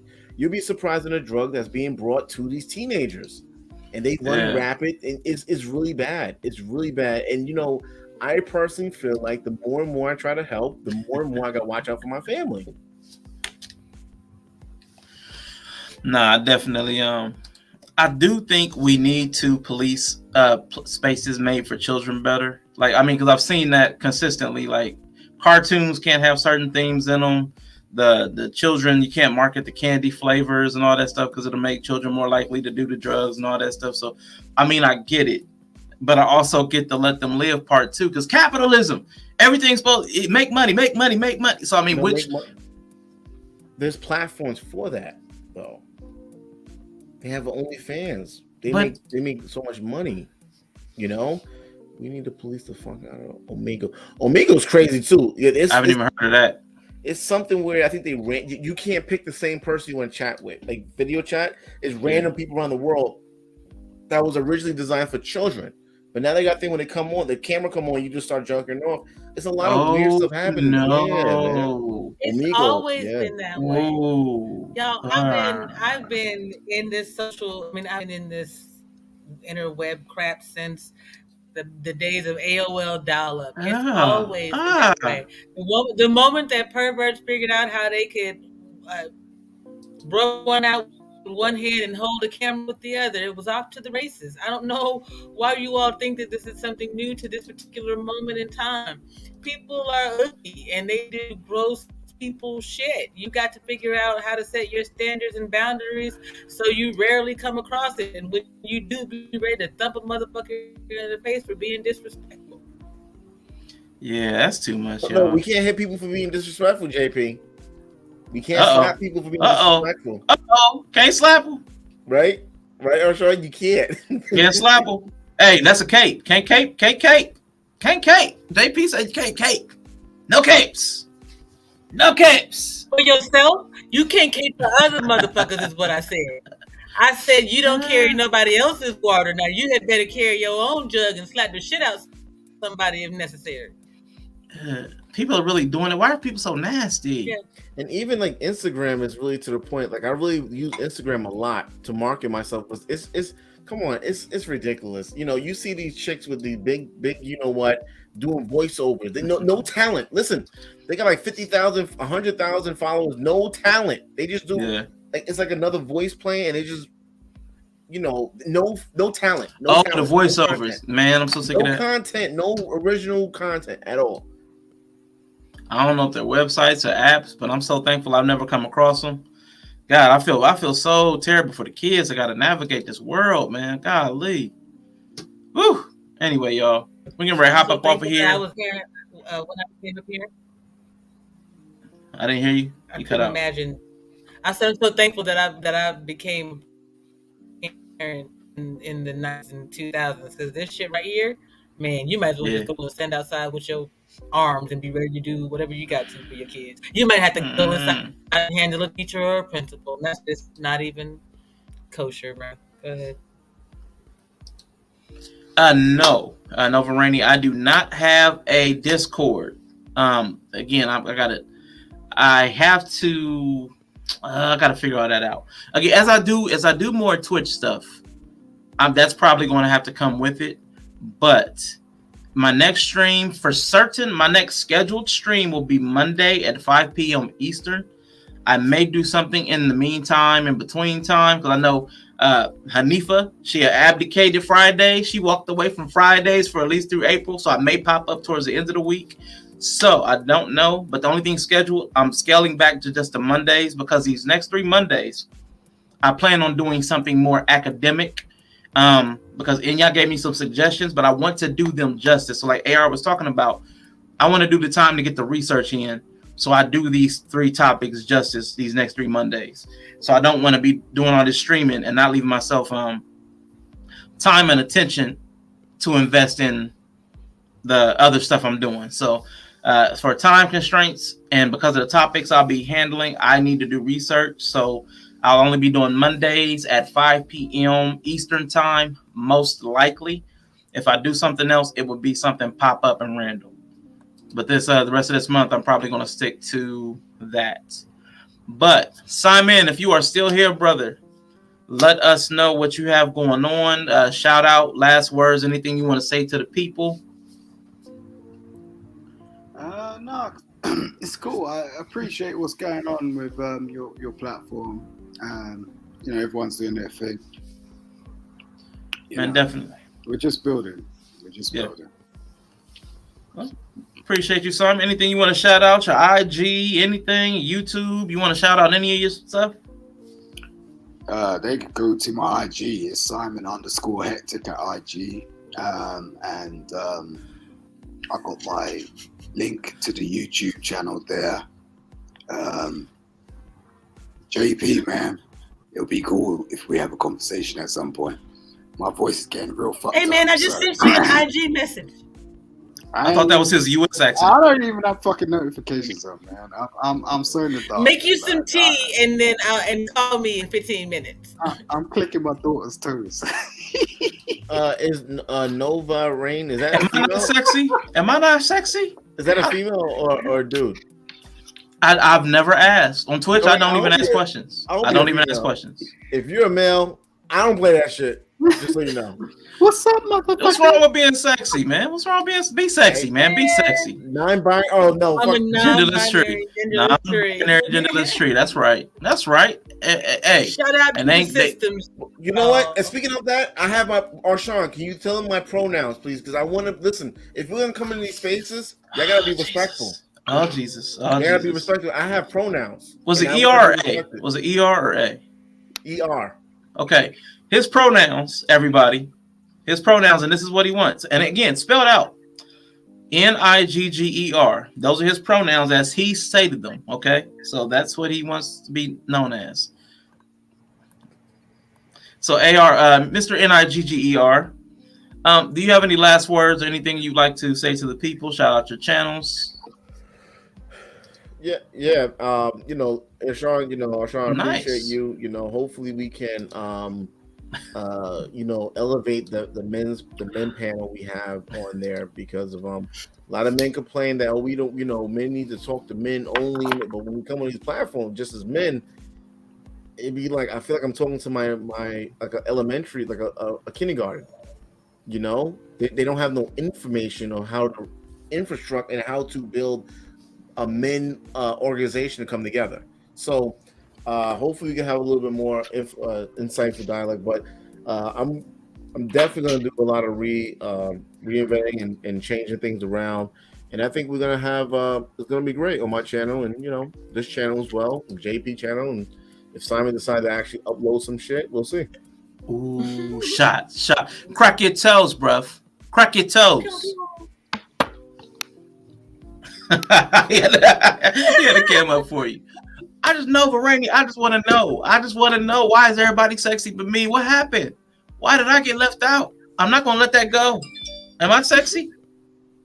Help me, JP. Do you have any last words? Anything you want to say? Shout out your channel. When's your next stream? All that good stuff. Next stream is supposed to be tonight at 9:30. I am JP, the aspiring matriarch, your spiritual DJ, which means that you come in, you bring your theme songs and your spirit, and we have a chat about the things that are going on in the world after we do a little singing, a little smoking, and we appreciate those who come before and since gone on. Anyway, y'all are a special crew over here, and so I appreciate y'all for showing up and rocking with old Butterscotch Bear and making sure he stays in the game, because you're valuable, bruh. Even you, Cracker, I appreciate you showing up today and spending some time with us. Hey, Simon. It's Easter, man. Chill. Is it? I don't be knowing that stuff. It's Ramadan. I know that much. I'm gonna tell y'all a story tonight, my Ramadan story. It's Easter. That'll give you a reason to show up. Baby, what time zone are you in? Mountain Standard Time. Mountain Time? GMT. Mountain Standard. Okay, I want to support you, but I know I'm on the East Coast. So I know some people be in a different time zone than me. I think Mountain Time was only one. No, she's 3 hours. All the time. 3 hours away. We switch. She said 8, 2 hours. Oh wow. Yep. It's 1 a.m. Oh my gosh. See, where are you right now? AR. You said 2 hours. New York. The East. New York. So I'm 2 hours. Yeah, Eastern it's 3 time. hours, So I'm 2 hours baby. ahead. No, 3. It's 3. Mountain time. You're on Mountain time, right? 6. I'm on Mountain 7, Standard 8. Time. Mountain. Oh, that's different. Mountain Standard. It's 5:11 right now. It's 3 hours. Goodness. Really? Mountain Standard? Okay. All right. It says This 2 is, hours this behind. is something but- this is something that's normal. We should be checking each other's time zones, like as a standard. I know all of this. I keep saying, hateful. I'm in a state that never changes. Like I thought you should know this, AR, Mr. Republican. Arizona, last to decide to celebrate Martin Luther King Day, always been one that doesn't do daylight savings time. Why don't you know this? These are your talking points. Ooh. No, my talking points is the violence and physical harm. You know. Oh, Yeah. Okay, Fox. I mean, Crazy as a fox. AR, why are you so prone on that shit, man? Why are you so prone on the violence and stuff and physical harm? What is that? I don't like when people get hurt. I know, but it takes. You say but like that's you just skip over people getting hurt part to make your narrative. Go ahead. No, I work with young people all day, but what I'm saying is, it's like I don't focus on the hurt part. I focus on sort of like where they're coming from and stuff like that. So I understand, like in terms of if you're even willing to do that, not many people are. So that's the question I was asking. I was like, it's like, why do you do that? Why? I honestly believe if I wake up in the morning and I see my mom was hurt by one of them or anyone, I probably go on a extreme, spree. And I'm not joking. So because of that, I think that it's important to try to do what I can to try to prevent that. I always think about protecting my family, even by helping others. Right. I've seen a lot of and I have a large family, so I know, but not many people would just step out of the house and go, "Yeah, I'm going to volunteer to sort of help out some young kids." They just stay in the house most of the time, lock their doors, see what happens, and then complain. AR about cares too much. Yes. See, that's what I'm talking about right there. I'm not sexy because I'm the sexiest. Take that, people. See, no, that's some of that non-binary cleanup right there is what that is. I ain't gonna let that go. It's someone for everybody, man. Some girl's gonna find you sexy. What is non-binary? That means you don't identify as a. Is that what it is? Non-binary means you don't identify as a. What does it mean? You're not a part of the two-party system. Just male and female is the binary. Like that's the two. So you don't subscribe to just that. You're not just stuck. You're not stuck in the matrix. You're free. You don't have an ass or you don't have a dick or a pussy. Is that what you're saying? It's talking about identity and expression. Identity and expression. Well, these are your followers. I don't want to fuck shit up. Yeah, thank you. I appreciate that. Don't be disrespectful, Trump. Welcome. No. Even no. Come on, man. I have family. As a non-binary bootlicking genderless mob. See? Bootlicker. Come on. It's a bootlicker. I get it. Hey, do you have children? Not biologically. I adopt. Do you have daughters? Do you know what that? What's your question? You don't ask question around to get to your point. Just ask me.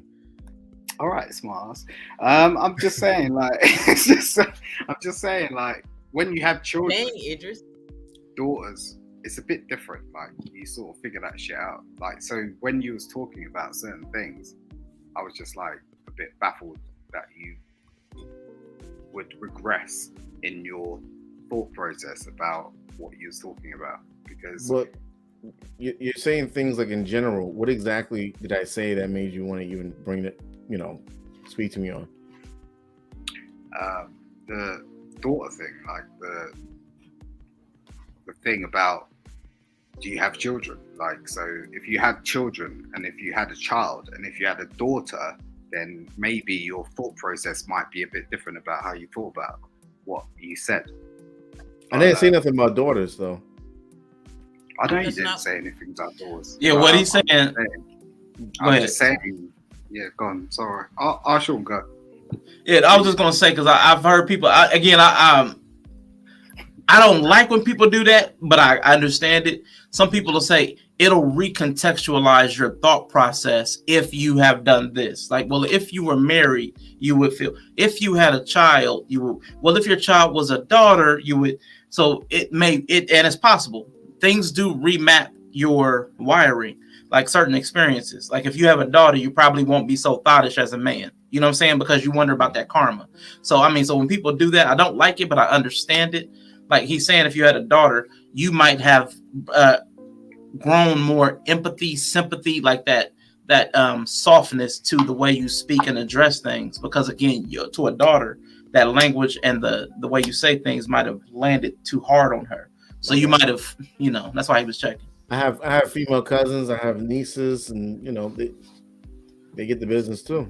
You give to all. What exactly did I say that makes you think that I'm not empathetic or? No, it wasn't. It wasn't a thought about what I thought you wasn't. Right? I didn't think you wasn't. I don't know you. What you? No, but you're not. I don't know anything about any. You're not speaking direct. Are you listening to what I'm saying? I didn't say you wasn't. I didn't say any of that. Right? What I'm saying is, if you haven't experienced something, then sometimes you can just have a view. And that's cool. What I didn't experience though. I'm not getting right. Okay, look. I'm not saying a lot of things. I'm going to backtrack a bit, right? I didn't say anything, right, about what was or wasn't, right? I'm just saying I was interested in your point of view, and my point of view was based on what you said, right? There's a difference, like in terms of I've experienced certain things and other people have experienced certain things. In terms of if you have experienced those things, you do not understand what that is. You can't understand what that is. It's just as simple as if you take a course in something. Let's say you want to start programming or something, or you want to become a C++ engineer or something. I can't speak on that. I don't know what the hell that is. Do you get what I mean? So it's not what you mean, but saying, I'm not detracting from what you're saying. I'm just saying that what I didn't quite understand where you were coming from, so I posed the question. No, I know, but you're not saying what I said though, that you're questioning on. I said a lot the past hour, right? I mean, am I missing something? Like I spoke on multiple different topics, right? I spoke on black people. I'm not talking about the last hour. I was just talking about that minute. But what minute about binary and shit like that, or? Yes, the way that you explain the way that you spoke on the non-binary piece, it comes across as not having had a lived experience where you have to think from that perspective, the other, like the opposite gender perspective, is what's being said both in the chat. Right. So like, for instance, I am the mother of 3 young black men. So a lot of my life experience I spend a lot of time thinking about what their lived experience could be so that I could understand them better. Right. That's something that's just being a mother of sons. I wouldn't have to do that as a mother of birds because I've lived as a black woman. Right. So that's the thing that is being asked. It's just roundabout, I guess. No, I didn't know he was talking about that particular about the non-binary. I thought he was talking about. I didn't know which topic. I was here for a while, but no, I don't have a daughter.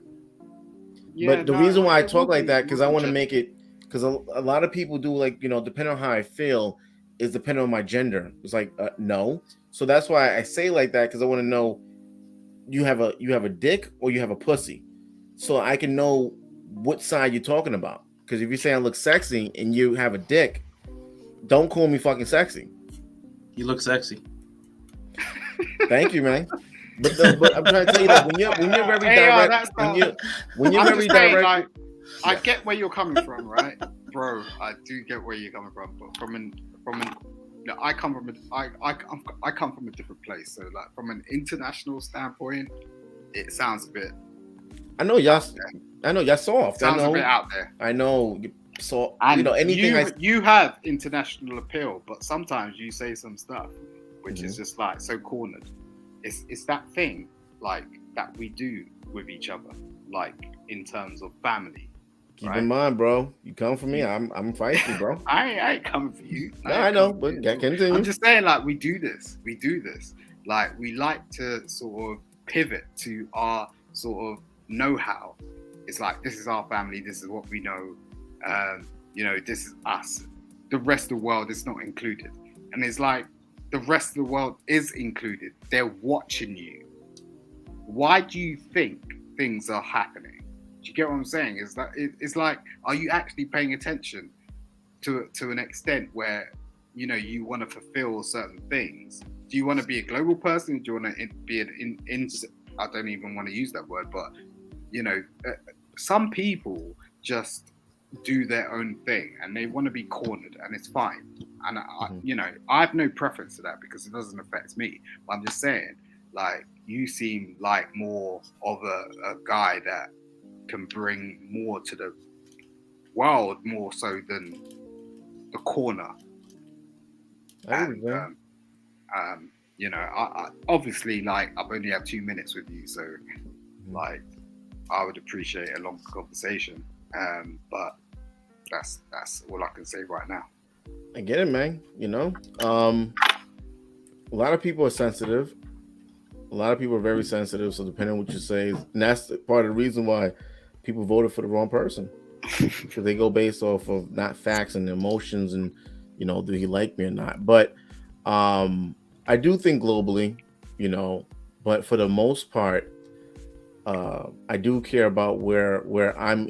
I don't really care too much about where Arshawn's at, but I do care about where I'm at more than where Arshawn's at.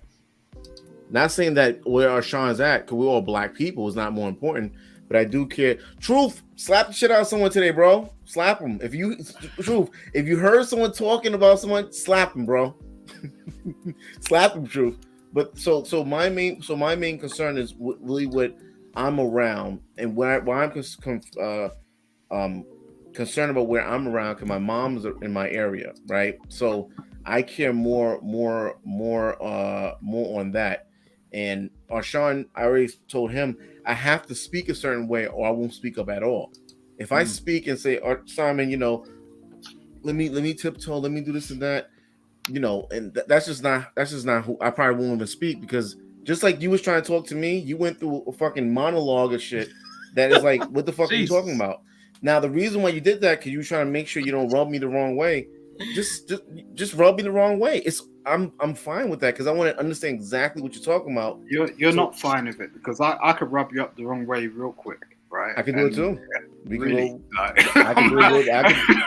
So are you guys going to rub each other up the wrong way? Is that what I just heard? So I just want for me to go, hey, you can use that fried chicken dish you got, AR. Listen, man. So, but I am considerate when I say but sexy. Yeah, so I am considerate when I say but having a conversation, man. I'm very direct, and I want people to be direct with me, so I don't misconstrue what you're saying. I know, but sometimes you have to sort of be I don't have to do shit. Nope. I'm not talking about you. All right, cool, whatever. But personally, me, I need to be able to converse with people. So I'm not going to be on some fuck shit, right? So I can come up here and go blah, blah, blah. And you saying, oh, you be direct to me and all this sort of, rawness. It's like, well, okay, but where's that going to lead? It's not actually going to lead anywhere if I'm just carrying on some ignorant shit, because that's all you're going to hear. And that's all you're going to, like, rebuke with. Like, if I just came up here and went blah, blah, blah, and you're going, oh yeah, just fire shit off at me, it's not going to work like that. No, we need to be able to talk. We are educated people, right? So we need to actually be able to translate what we're speaking about and demonstrate that we have language.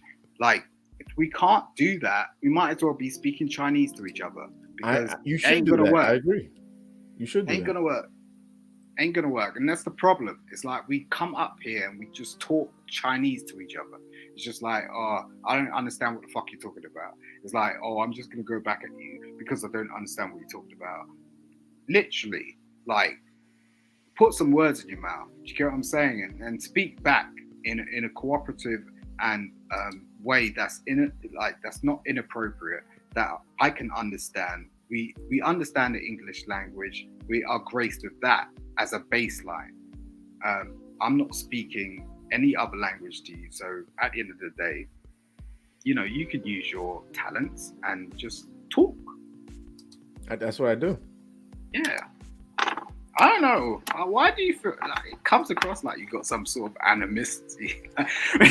No, I don't. But you have to understand is that when you're telling me, hey, AR, I would like for you to do this other thing, or just do it a little different way, I'm thinking that you're talking about the black crime rate or whatever, right? And I understand we gotta be sensitive about the way we talk about, you know, anybody these different categories of sexualism. I don't know how to whatever, right? So I get it. But if you said that from the beginning, I would know exactly what you're talking about, because you said don't have any daughters. So I'm thinking, okay, you're talking about the because I also talk about molestation and stuff. So I'm thinking you're talking about that. That's a whole new topic. But yeah. So other than that, but I guess, man, but you know, why I say that is because it's just for experience. It's just because like I grew up in a big family, and I had, you know, I've got 5 sisters, and they all had children. And I used to babysit their children. And I used to think I knew what children were and I could have a family because I used to do that. But it wasn't until I had my own child that I actually understood what it was like to be a parent. And it was a completely different ballgame. Completely different ballgame. And people do that all the time. Like, you know, you'll hear it all the time. Like, people will talk about it all the time. Like, it'll be like, oh yeah, I know how to be around children. Yeah, I look after my nieces, I look after my nephews, no, like, you have no idea what it's like to be with a child 24/7, look after them, and they're your sacred spirit. Full stop. Like, if anything happens to them, you're in jail, bruv. Right? Yeah, period. I'm glad I speak on the things I know. This ain't no game. This is a different thing. You can't hand them back, right? Yeah, of course, There man. ain't no popcorn date. Like, fuck this. Know, it's like, it's over. Like, and to get to grips with that understanding is a different thing. And that's why I think some people have different conversations on just different, and that's why I say levels. There's different levels. That's why I'm glad I'm on that level, because I've adopted a child, so I know what it is to have a child from birth. You know, well, I'm glad we're on that same page. Yeah, so that's why I appreciate you, bro, because you come across like that, and you see it. You can just see it. You can just see when someone has had to sort of take on that sort of level of responsibility. And live with it, and just you can't get out of it. It's just like there's no cheat game. Do you get what I'm saying? It's no And you know, when you're dealing with these because the youth, these gang members, these they're not like these adults. You know, they'll shoot me on the spot. They don't give a fuck. They don't give a damn. You know, so when I'm dealing with these kind of, I can't come with this, you know, I have to come with a different aura. You know, I have to come with an aura like, you know, I'm here to do this and that. But if you do something, you know, you betray me, minor or not, I'm gonna fuck you up. And they need to know that I'm not joking. Because these kids are they're not the way we grew up. They're very different, man. These kids, they have no empathy. No, there's no heart, there's no empathy. The way they go home, they hate their household. You know, so I deal with them, and they're different than me growing up. I don't know. I mean, I think the thing is what I was very aware of was us sounding like our parents, and you know, I used to sort of just walk around and I would hear the same thing about like grown adult men, women speaking like their parents, like same thing. Oh, this generation's a bit crazy. They're crazier than us. Do you get what I mean? It's like, really? You know, how old are we? And how did we get to this point where we feel that our younger generation is crazier than us? I just thought it was an interesting thing. And I don't really think they're crazier than us. I just think we're a bit older. And we've got to this point where we're a bit comfortable. We know what it's like to work. We know what it's like to be responsible. We know what it's like to have a household and, you know, all this shit. When you were about 20 years younger, you were just wilding. Like, I don't know about you specifically, but I'm just saying, like, we were young people. That's what young people do. They go out there and they wild out. You get what I mean? It's like, I think there may be something in a discrepancy where we're just sort of being a bit comfortable and going, these young kids. I get what you're saying, but it's not just that. Like, you know, these teenage, you know, they're what they rap about. They're doing it. Like, they're not just rapping just because they can put words together. If they talk about they killed somebody, they actually did. And NWA got took to court. Eminem got took to court. Who else didn't get taken to court? Do you get what I'm saying? It's like, this is take to court. Okay. Rappers have historically been taken to court. Yes. But it's on a higher level. It's not how higher is it? Because you've lived this life, now you're sort of like, oh, I'm the old guy. I've got to fit in and be the old guy. And now, like, our young people, I get it. Do you get what I'm saying? No, it's like, this has gone on. Like, they've watched us and this has gone on. Like, they've played the game. Like, and at the end of the day, we're now at this point where it's like, okay, we can comment on it, we can reflect on it, and we can speak on it. But we're the next generation, we're the responsible generation, we're the generation raising the children. But prior, we were the kids. Yeah, but it was a difference because we were trying to get money, right? These kids, they're just trying to get followers. They're not even interested in money. They'll shoot you while go alive because they hope it go viral. Not because they think that they can make money on that. You don't think they're trying to get money? Do you think they're trying to get money? What does going viral do for a future rapper, for a hopeful rapper, except for get them money? It makes no. But JP, that's what I'm trying to explain. They've added the. You're saying that chasing the bag is wrong for them because they use words of violence and are willing to be violent to get it done. But you're saying that that capitalism is okay. What's the difference between the two? No. What I'm saying, JP, they're not even interested in making money. That's what I'm saying. I'm saying they're interested in just getting followers and being seen. Hold on, wait, come on. Are y'all telling me what I'm involved in, right? Because I don't know about y'all, but I actually work with the youth. I've been doing it for 12 years.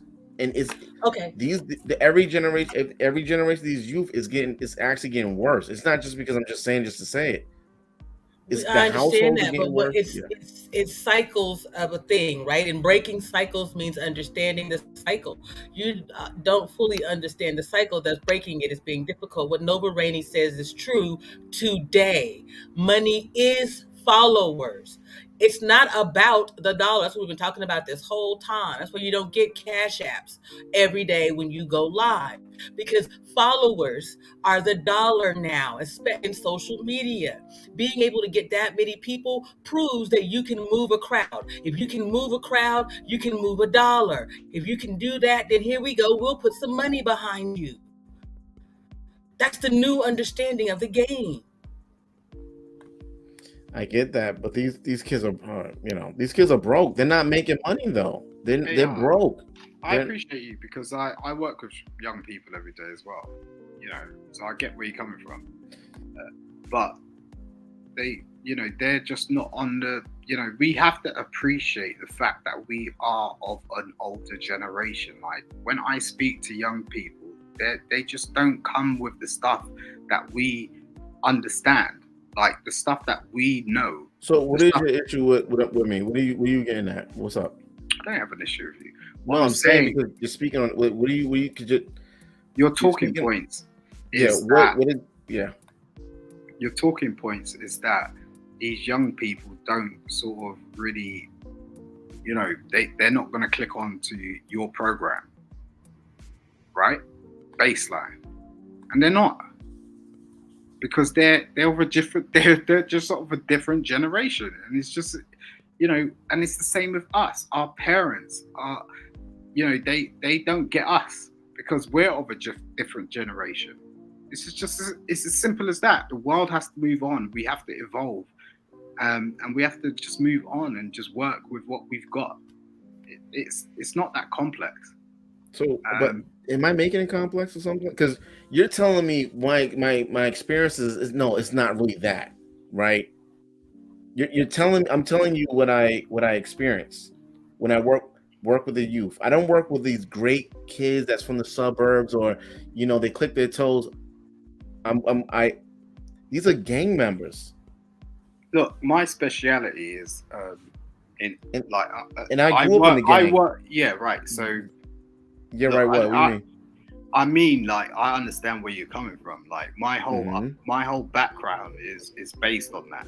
Okay, I get where you're coming from. That's what I mean, or else I wouldn't say it, right? So I'm being deadly serious here. And it may be different over there to over here, but it's not that different because, like, you know, there's people being killed across the road from over here. It's just not highlighted in the same way over there, okay? Because you've got a larger community, and I appreciate that. But same shit's going on over here.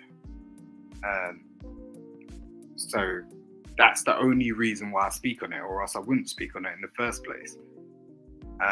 And that's why I kind of appreciate where you're coming from. But I think it's a larger conversation, probably a conversation that wouldn't get a lot of views. But I'm just saying it's a larger conversation. But, you know, happy to speak on it when you're ready, if you're ever ready. But it's nothing. I think it's not. You know, look, I have nothing against your AR. Like, really, like, I think you're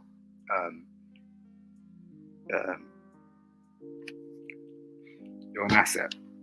I'll put it that way. I try to, like, think of one word because I know you think that my mindset's like I'm trapped in a box, so I'm very closed-minded, right? Is that basically what you I didn't say any of that shit. You didn't? Okay, I thought that's what you were thinking. It's like, you know, maybe I am closed-minded. You know, I don't think you're closed-minded. I just think maybe just have some conversations. Like, maybe it might do something. Maybe. I don't know. You get what I'm saying? But where you're at and how you speak, maybe you just need to talk to some like-minded people and build. And that's what we're trying to do. We're not trying to, like, be game playing and all this sort of stuff. We're just like, look, link up, have a chat. Maybe that's the point. Rather than speaking to these other people that are not interested, speak to the people that are interested, and maybe something might happen. I don't know. I can't say it will. Yeah. We agree. I agree with you. I'm gonna go crazy Christmas. Like, you gotta teach me your slang, man. No, for real. That's what that look. It's a real hard thing. This is hard conversations, and it's deep because it's like not many people are capable of it, and that's the problem. It's like, how many people can you talk to that can have a real deep conversation? Not people. People are not really generally interested in that. They're just interested in sort of, you know, having a bit of buy time whilst they live a bit of a stressful life, to be honest, you know. And I'm the same. Like, I don't want to fucking chime into this shit. Like, I live a fucking, like, quite quite a harsh life. I've got to go to work, I've got to feed my daughter, I've got to do some shit. Do you get what I'm saying? It's only certain people that I'll chime into because, you know, they talk some sort of sense. And it's like, you know, I don't watch TV anymore. So it's like only if you're talking some sense or you got something to bring that's like spirit invoking or refreshes me in my mind, then I'm going to listen to you. But apart from that, and I'm not the only one, like, just listen to the people that are speaking on YouTube. Why are people coming to YouTube? Because they're not listening to TV, they're not listening to the news, they're not listening to this, that, and the other. They're just listening to things that connect with them. And it could be anything, you know. As I said, it, you know, cats. If you're interested in cats, shit. Fuck. Leave that fuck in the comments. I'm gonna get the fuck off there. But one thing I want to say, calm down. Part of the issue is that we have these parents are not part of the. Well, they don't give a fuck. But a lot of these parents that have these badass kids, they're not part of these conversations. So me and you talking about it is like, okay, we're speaking. Oh, JP or Arshawn talking about it, but we're not the one with the kids that's out there doing. JP household is not the one that's concerned that's gonna rob me while I'm sleeping, right? So the issue is trying to get these parents involved in these things, and a lot of them is, you know, they waited too long. These kids are bigger than 2 times bigger than them, you know, and there's no man to come around and say, hey, get it, you know. This is an issue that's been going on for the last 10, 15 years. And if AR, you're the one to come around and be the mayor to sort this shit out, I'm gonna give you some gold stars, bro. You know, I was actually thinking about, you know what I'm saying? It's not that simple. Like, no, I was really thinking about 5 years becoming like going like maybe like 10 years I can do that, but unless I'm corrupted, I will never win. Unless I'm corrupted, because what's happening is that if you become right here, right, the people around you, which is I believe what happened to Trump, the people around you are very corrupted. So by you doing the right thing, you're gonna out them. So if you out them, New York City is rich, bro. The school system is rich. The issue is that these kids don't even have books. How is that possible? Oh, Sean, are you okay with us like carrying on with this shit? Because it's like, this is like, okay, I just wanted to check, AL, sorry, because this is our Sean's. Yeah, man, I'm cool with you, you know, but I know I get what you're saying. I totally get what you're saying.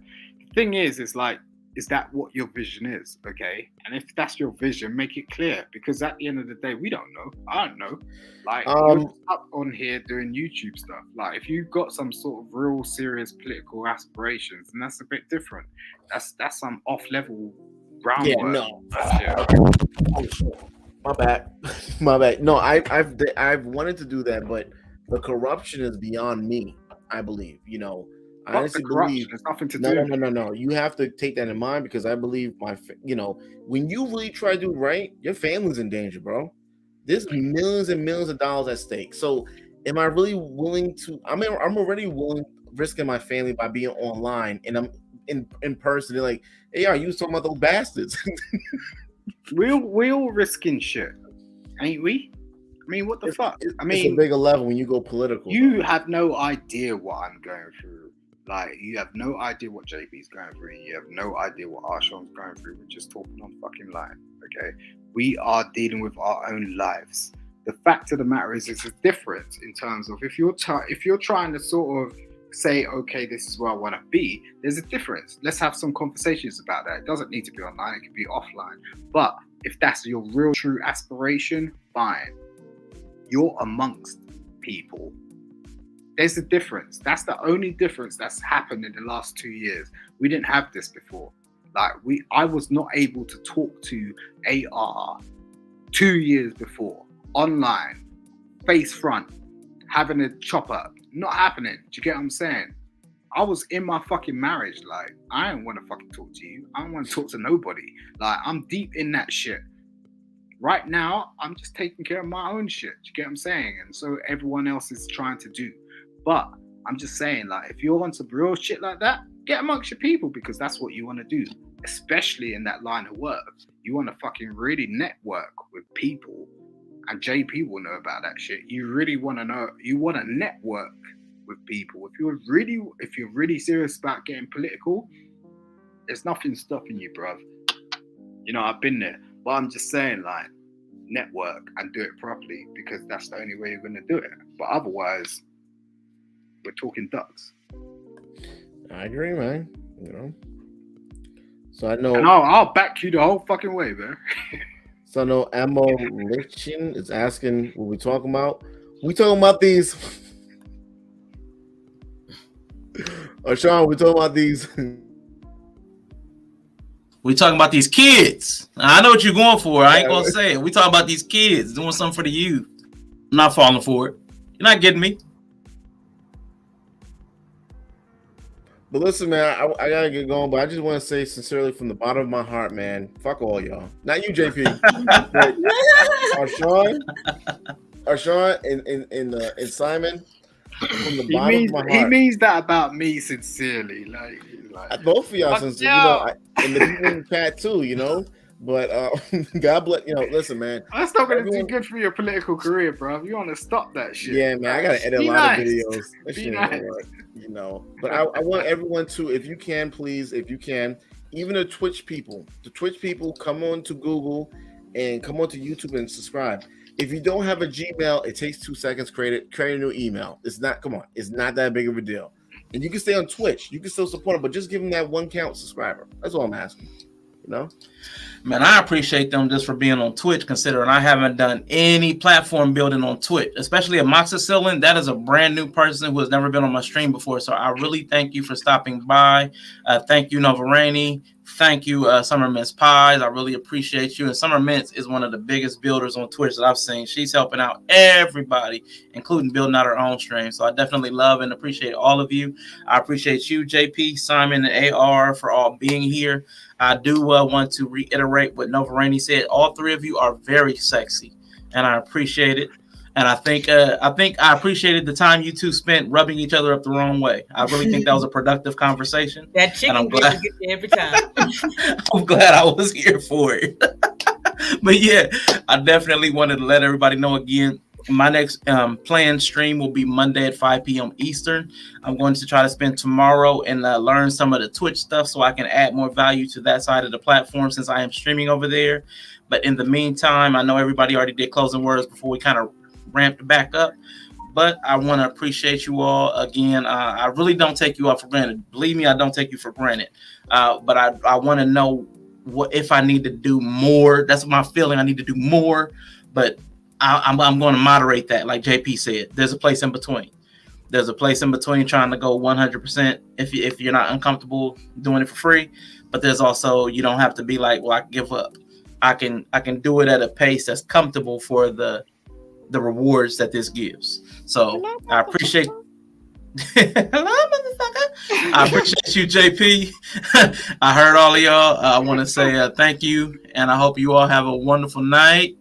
And before I go, I want to drop that AR's favorite person clip real quick one last time. We had an African-American guy who was a fan of mine.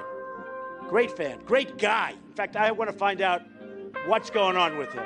You know what look at my African-American over here. Look at him. Are you the greatest? You know what I'm talking about?